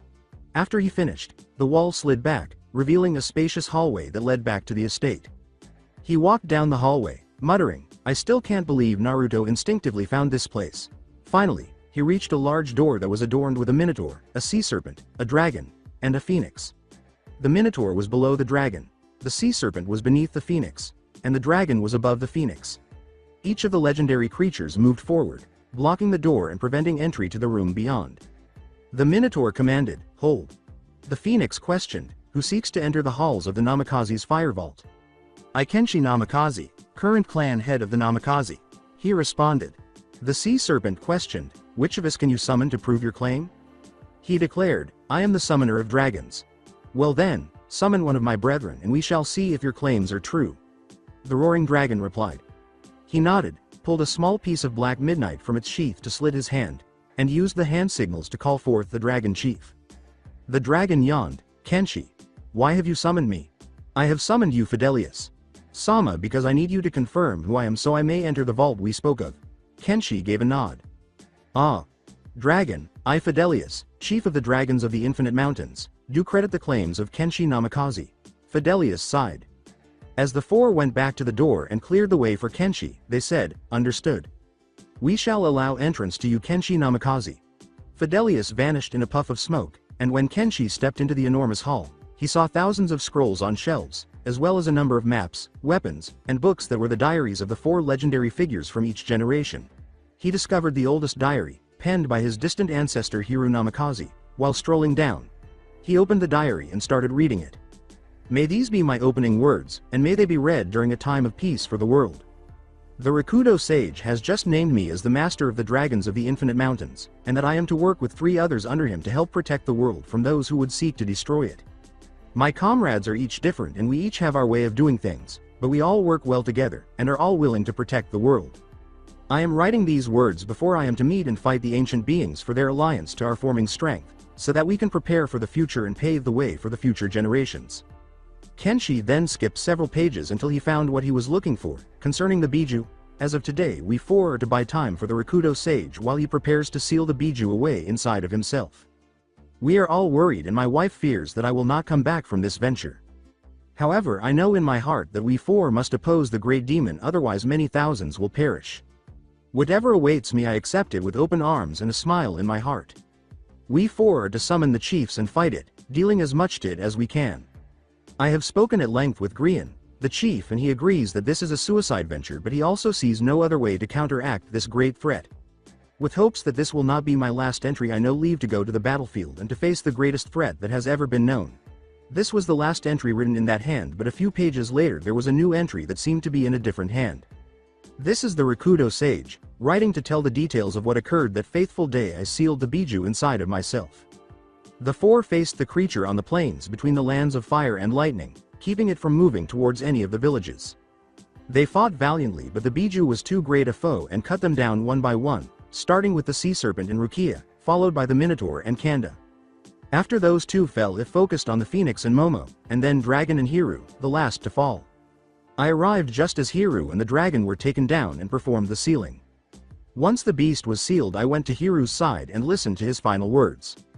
He said to me, "I do not regret what has befallen us this day, because of our deaths saved many further. Please promise to ensure that all of the future generations know what has occurred this day." It with that last request that he left this world, and why I have written this final message into the journal of the first dragon. To any future generations, know that the four must unite when the land faces a crisis, and I fear that another one approaches, for I shall soon use the Biju's great powers to separate it into 10 separate bodies, thus keeping it from making the lives of the four who passed on meaningless. With hopes that the future will be peaceful, I write these words. Interesting. But why is this called the Namikaze Vault? Kenshi murmured as he moved down the rows and picked up the newest journal, which he found to be his grandfather's. This may be the final journal for the Guardians. The Council has seen fit to try and create a power to rival ours and seeks to destroy us with it in the end. They have created the Sannin and have made the Hokage name his own students as the Chosen Three. Since this proves to be a great catastrophe, I have been given the permission from the other three to turn this vault here in Konoha into the Namikaze Vault, to protect its contents from those that would seek to use them against the innocent, like Danzo and his Root organization. The other three have set off to secure the other three vaults and make sure that their contents are kept safe from evil hands. I pray that Ichigo, Lord of the Minotaur, Kaoru, Princess of the Phoenix, and Rei, Lady of the Sea Serpent, all manage to secure their own personal vaults. If in the end these vaults are kept safe, may the Guardians unite once more and open the fifth vault, the vault of the Rakudo Sage. I pray that one of my blood reads these final words. Know that the dragons are a fierce and honorable force and will side with all but one summons, the snakes. If presented with the snakes, they will slaughter them before they do anything else. If the Sannin do prove a threat, send out the chief of dragons onto Orochimaru's snakes and let him taste the true fear of the great dragons. As Kenshi put down the last volume and picked up an empty one, he thought, so that explains why this is my family's vault. He pulled out a pen and began writing in his own journal about what had happened and his plans. After finishing, he went to the scrolls and began going through them all with a number of shadow clones, putting aside any that he thought would be useful. After finishing, he felt Shinku warn him that something was happening outside, so he began to have the clones memorize the scroll's contents. When he emerged from the tunnels and reached street level, Shinku was waiting for him, his face displaying concern. He growled, "They're here." Kenshi swore, "Damn, they're too early. And we haven't come up with a suitable plan to stop that damn religious bastard," Shinku stated. "Send word to Shikamaru that I want him to gather anyone from both Konoha and Yugure that he thinks can help take down that bastard. I want you to get Kushina, Kaien, Asuna, and if he is here, Jiraiya to me as soon as you can." Shinku nodded and said, "You got it. Should we demons sit this one out again?" As he dashed for the gates, Kenshi answered, "No, I want all of the demons and the Jinchuruki to be on standby and ready to move out in case things go wrong." Shikamaru was present with the other members of Ino, Shika, Sho, Kakashi, Asuma, and a number of ninjutsu corps members when he got there. Kenshi questioned, "This everyone you want?" "Yeah. I know we can't kill him since he seems to stay alive no matter what is done to him, so I'm going to trap him alive." Shikamaru cracked a grin. As Kushina, Kaien, and Asuna arrived, Kenshi nodded and said, "Got it. My team will deal with Kakuzu while you deal with Hidan." "Jiraiya isn't back from his intelligence gathering mission yet," Kaien stated. "Alright, you all know the plan. This one is a loose one at best, so go off your best judgment and make sure that you bring your sorry asses back alive." Kenshi growled as he left the gates, saying, "If that man isn't here because he is peeping at the hot springs again, I swear I will castrate him." The two teams then fled, with the majority of Shikamaru taking strategic positions around the forest that they would be fighting in. When everyone was in their proper places, they all paused to watch the two enter the frame. Wearing the Akatsuki cloak and a necklace featuring a symbol of his perverted religion, Hidan had his silver gray hair slicked back. He began his perverse ritual with a three-bladed scythe in his right hand. With the exception of a tiny area of his face that revealed his lifeless gray eyes, Kakuzu's entire body was hidden. He was tall. Hidan glanced at the small group in front of him and said, "Hey Kakuzu, any of these guys need to be left alive?" As Hidan approached the group, Kakuzu responded, "Nope, just don't mess them up too much. I'd like to see if there is a bounty on any of them that we could cash in on." As Shikamaru turned to face the devout man, Kenshi commanded, "Shikamaru, he's all yours." As Shikamaru and the majority of the group leapt into the trees, Hidan shrugged and followed, leaving the 4 Yugure shinobi standing there with Kakuzu. "Hey, if you really want to go crazy, follow me. Lots more interesting fights with me." "Clever. Drawing away the idiot like that. But tell me, what do you know about me?" He laughed. Kenshi retorted, "To be honest, not too much. However, what do you know about us?" "Ha ha ha ha ha ha ha. Not too much. You Yugure bastards are very secretive. I'm still amazed you managed to fool us for so long." Kushina answered, "Don't be. We were more shocked you ended it so soon." "Really? You forget that we have Itachi Uchiha on our side. And we have a Uchiha on our side as well, one who exceeds Itachi in pure ingenuity." Kaien laughed. "So boss, can I start kicking this guy around the forest?" As they started each other down, Kenshi said, "Not yet. We take this slow and safe, no telling what this guy can do." Kakuzu laughed as he removed the Akatsuki cloak and showed off his sutured body, saying, "Smart. I can at least enjoy a good fight." Several of the stitches on his arms stretched out as he charged forward, turning into moving blades that were intended to stab them. Kushina nodded and moved in first, blocking the first blows with her katana Red Dawn while Asuna and Kenshi struck from the sides. They yelled, "Arashiden! Pafuku Desutomu, Perfect Storm," as the twin jutsu began. The wind pounded him from both sides, keeping him in place while lightning started to swirl. The rain then began to fall quickly, hitting Kakuzu, who was using earth jutsu to harden his skin, but it had no effect. The stitched up man was held in place while Kaien struck by lightning before he could move. As he executed the blows, Kaien yelled, "Dancing Lotus," but halted behind Kakuzu. Smashing Lotus. He then punched through the man's back, feeling something wooden. He retreated while maintaining his fighting stance. Kenshi reached for Black Midnight and asked, "What's wrong?" Kaien clarified, "He's not dead. I missed the heart." When Kakuzu's black shirt suddenly stretched and 4 masks appeared, he said, "Very true. You destroyed one of my hearts." Kenshi whispered, "Then the reports were true." "What are you talking about?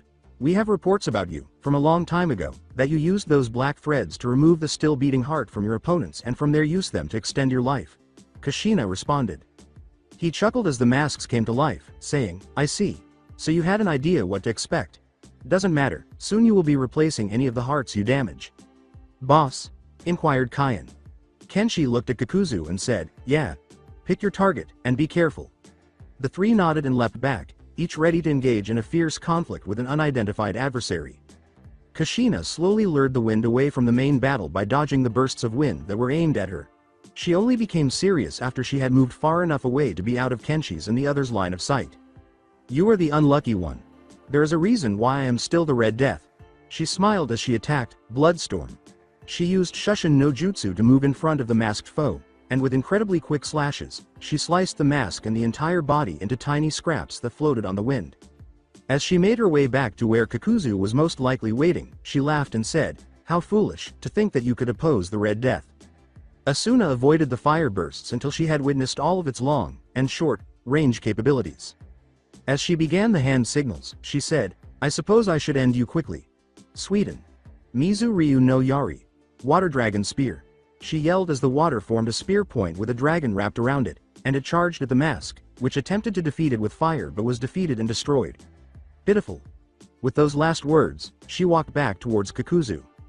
Before becoming bored and deciding to finish it with a bang, Kaien was avoiding the lightning bursts from the mask he was fighting. He spun high in the air and smashed it straight to the ground with a deafening boom, roaring, "Primary Lotus!" as he unwrapped the bandages around his forearms and wrapped it in the mask. After taking a quick glance at the ruined mask, he made the decision to rejoin the others. Kakuzu was convinced that they had deceived him into this battle because he could feel his hearts being destroyed so rapidly. At last, Kenshi had the opportunity to use his power as he was cutting through the threads that threatened to kill him. He smiled and stabbed his sword into the ground, knocking a large chunk up to knock Kakuzu into the air. He then followed him, slashing him, dealing him severe damage in quick succession. Black Midnight 7th Strike, Diving Falcon. With those words, he used the flat of the katana to knock him towards the ground while simultaneously increasing the weight on his weight seals to dive faster after him. Once he was within range, he started slashing him, making sure to land on his back. After they touched down, he stabbed the immortal man in the heart and saw the life permanently leave his eyes. As the Taichos arrived, Kushina smiled and said, "Not bad, Kenshi." Kenshi turned to see Kakashi waiting for them and nodded, saying, "Yeah, now let's go see how things are going with Shikamaru." "No need. He sent me back saying that it all went according to his plan, and that he is now buried alive in the forest that the Naras gather the deer antlers from." Kakashi clarified. As he made his way to the village, Kenshi nodded and said, "Good to know, I appreciate your help." As the five of them made their way back to the village, he nodded, it was no problem. The majority of the group was worn out and just wanted to sleep. After recuperating for a week, Kenshi got the dreaded message. Nano gave him another sealed envelope and said, "Shodai."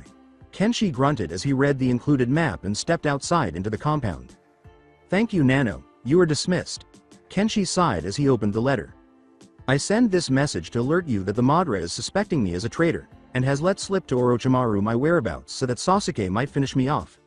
I need your assistance if I am to escape this trap. Enclosed is my current hiding spot and where I will be heading next." After searching for a few minutes, he discovered Naruto and Natsumi together, with Natsumi enticing him for some morning delight in the process.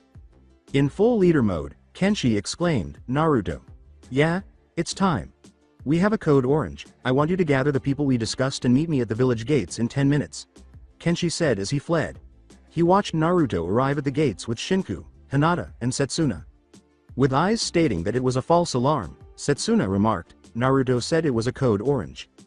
Kenshi called forth a dragon and remarked, "It is. We have to move fast, by now Habi is on the move to Itachi's location. So we have to travel as swiftly as possible."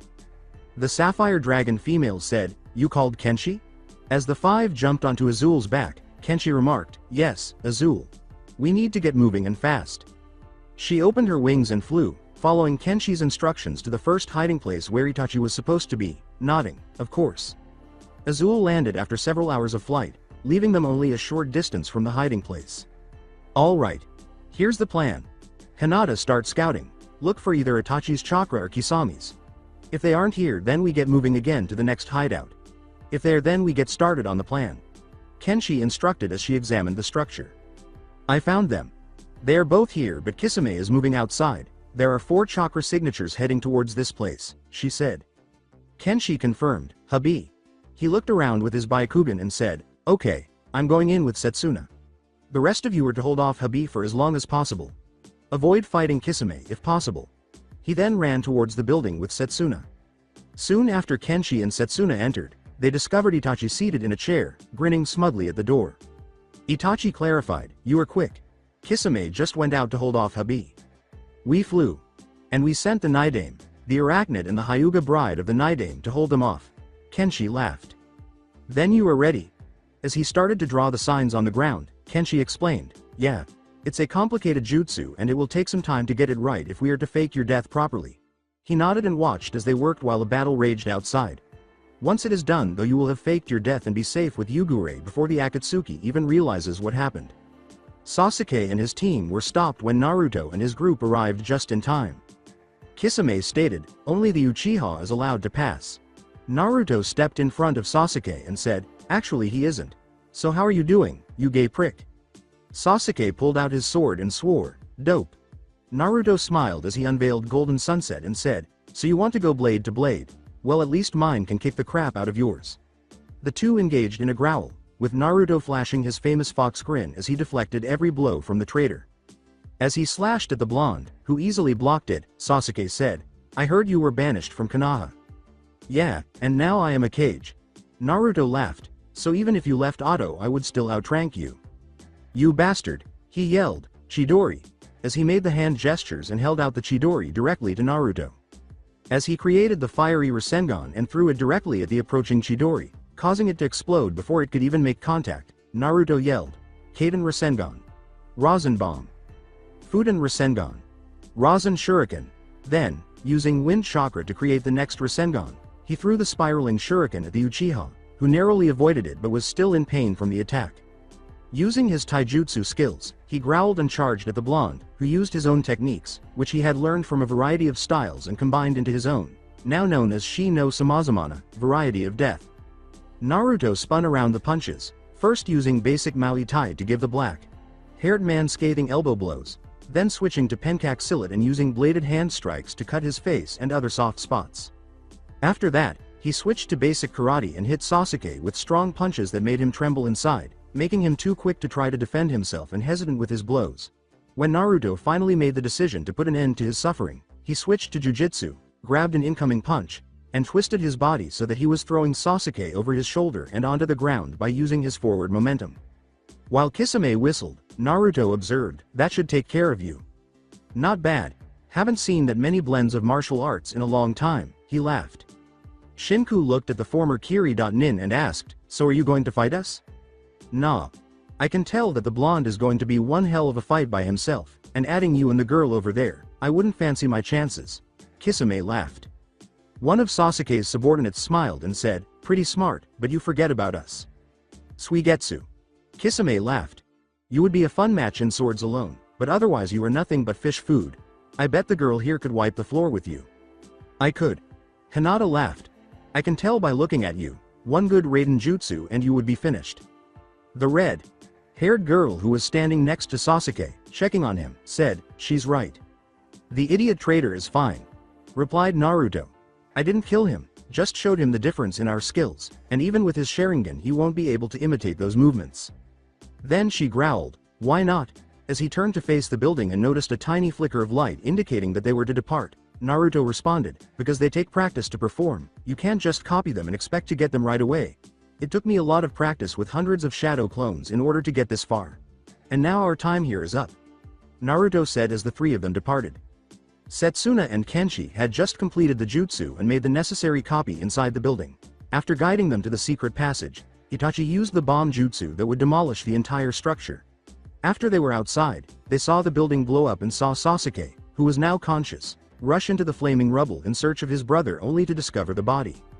Sasuke yelled, "Damn it," as the other Hobby members came to view the body before retreating from the Uchiha. Itachi remarked, "It's sad to see how far he has fallen." Setsuna agreed, saying, "That it is, Taicho." He looked at Kenshi and said, "So I am officially the Genjutsu Taicho then?" As they began to walk through the forest, Kenshi responded, "Yeah. This was the plan after all." They soon met up with the rest of their team. Hinata inquired, "So are we flying back?" "No, we are walking because we don't want anyone from Akatsuki to know exactly where we are, and Konoha will likely want to know what we were up to if we arrive in such a flashy manner," Kenshi clarified. Itachi said, "It makes sense." As Itachi stared at him, Kenshi smiled and said, "Thanks bro." "Bro?" he inquired. As Setsuna kissed his cheek, Kenshi shrugged and said, "Yeah, since me and Setsuna are married." "What the hell have I missed since I have left?" he yelled. As Itachi struggled to take in all of the new information, Kenshi remarked, "Well, I am also married to Kanoka and Anko. Naruto is married to Hinata here, Ino Yamanaka, Tenten, Ayame Ichiraku, Haku, and he is romantically involved with his demon." According to Naruto, the Clan Restoration Act. As they walked, Itachi sighed, still. As they were leaving the following day, Kenshi paused and gazed back at his hand on Black Midnight. "Come out," he bellowed. A few minutes later, a man appeared with a blade wrapped in blue cloth by his side. "I'm impressed you knew where I was," he continued, "but still that won't save you." Itachi questioned, "Who is he? Where are my manners?" The individual quipped, "I am Kenichi Uni, the newest member of the Akatsuki." Itachi snarled, "I've never heard of you." "I have." Kenshi murmured, "I was hoping that I wouldn't see you so early, but no matter." Itachi questioned, "Who is he?" "He is famous in the underworld, as the one man to cross blades with the Red Death and live," started Naruto. "He is a dangerous swordsman, carrying the legendary blade Blue Noon," Kenshi said. Hinata questioned, "Wait, he fought your mother and lived?" "It was a draw actually," Kenshi added. "They were so evenly matched that it ended with a draw only." "Are you done chatting? I came here to kill the deserter and you Yugure rats," Kenichi responded. Kenshi commanded, "Naruto, get everyone out of here." "Why?" inquired Naruto, irritated. "Because your style isn't finished yet and would likely be killed if you fought him at your level," Kenshi clarified. Naruto trailed off, but Kenshi reassured them, "Leave him to me. I can easily fight on par with him." As he and the others fled, Naruto sighed and said, "Fine. You sure that was a good idea, having them leave and not help you?" replied Kenichi. Kenshi pulled out his sword and smiled, saying, "Yeah. Let us cross Black Midnight and Blue Noon, just like you crossed Blades with Red Dawn. So you are her son." And the other blonde had Golden Sunset. The swordsman said, "If I kill you then I can go get that one." And finally Red Dawn. Kenshi said, "You are getting ahead of yourself. First you have to beat me." After a brief pause, the two men charged at one another, the sound of metal hitting metal ringing for yards as the blades flashed. Until Kenshi made the decision to stop playing games, they continued to test one another during their fight, looking for weaknesses in the other's defenses. As he executed the first form, which Kenichi blocked and slashed at his ribs, he yelled, "Black Midnight first strike. Lunging crane. Black Midnight second strike. Crescent moon shield." He yelled as he spun the blade, blocked the attack, and moved into position for the next strike. He yelled, "Black Midnight third strike. Crescent moon dance," as he launched the attack, but every blow was either sidestepped or avoided to the point of only a minor scrape. Kenshi thought, "Damn, this guy is no ordinary swordsman." Kenichi chuckled as he began to perform the hand signals, Fuden, Kei's Ha, Windblade, and swung the sword, observing the shimmer of air coming directly at him. "You are strong, but nowhere near the level one was expecting." Black Midnight fourth strike. Earth and shield. He roared, smashing a piece of earth up to block the oncoming attack. "Crap!" he cursed. Kenshi roared up the angled wall he had constructed and jumped far into the air. He started raising the weight seals to come crashing down after he had reached his highest point. He screamed, "Black Midnight fifth strike. Meteor smash," as he crashed down on the older opponent. All Kenichi could do as the blow got closer was lift his blade and halt the slash. While pushing Kenshi back, he observed, "An impressive attack, however far from enough to defeat me. I was hoping for something more from the Shodai Yugu wreckage." Black Midnight sixth strike. Rising tempest, Kenshi growled, "So you have asked, so you shall receive. I am only just starting." He rushed forward, knocking Kenichi into the air and attempting to land any of his multiple attacks, but each one was blocked until he was high enough to execute the second stage of the attack, Black Midnight seventh strike. Diving Falcon. Then he swung the blade down, but the man took the hit, and as he sped past, Kenshi attempted to slit him in two, but Kenichi blocked them all, landing unharmed. Kenshi whispered, "Damn it. Looks like I can't avoid it." Black Midnight strikes 8 through 20. Showstopper. He growled, took off in a blur, and used Shushin no Jutsu as well. He started launching the remaining 13 attacks quickly, but he was unable to inflict a fatal wound on the swordsman. Kenichi laughed as he launched his own attack, slashing Kenshi in several places and causing wounds more quickly than he could block them all. "Not bad. Now it's my turn." Blue Wrath. After the ruthless assaults ceased, Kenshi was left standing, gasping and covered in blood. "That is the difference in our skills." Kenichi chuckled. "Now I believe it is time I took that sword away from you, along with you life, and get back to my true mission." Kenshi snapped back, cracking his neck, "Yeah right. I just finished warming up. So let's get things started for real." Kenichi inquired, "You've been holding back? With a start?" "Not intentionally. Black Midnight is a fussy blade. It won't allow me to use any other techniques until I go through all of its basic forms first." Kenshi clarified. "Which means that now that I have you are dead." The Akatsuki member charged at the younger swordsman, yelling, "You bluff." Eclipse. Kenshi uttered as the world abruptly darkened. Kenichi felt several slashes along his sides and back before he could even comprehend what had happened. If left untreated, they would all be fatal. Before charging at him, Kenshi stood exactly where Kenichi had begun when the darkness ended. He roared, "What was that?" and launched an attack, shouting, "Die! Blue Storm!" He hurried forward, attempting to sever Kenshi's body in small pieces, but each blow he launched was blocked or missed. With a savage smile, Kenshi questioned, "What happened? I thought you were gonna kill me?" Kenichi roared as he swung once more, "Why are you so much faster now?" "Luna Driver," Kenshi said as he stepped out of the sword's range, "because now that I know how strong you are and how fast you are, it is mere child's play to avoid or block your strikes. Now it is time to perish."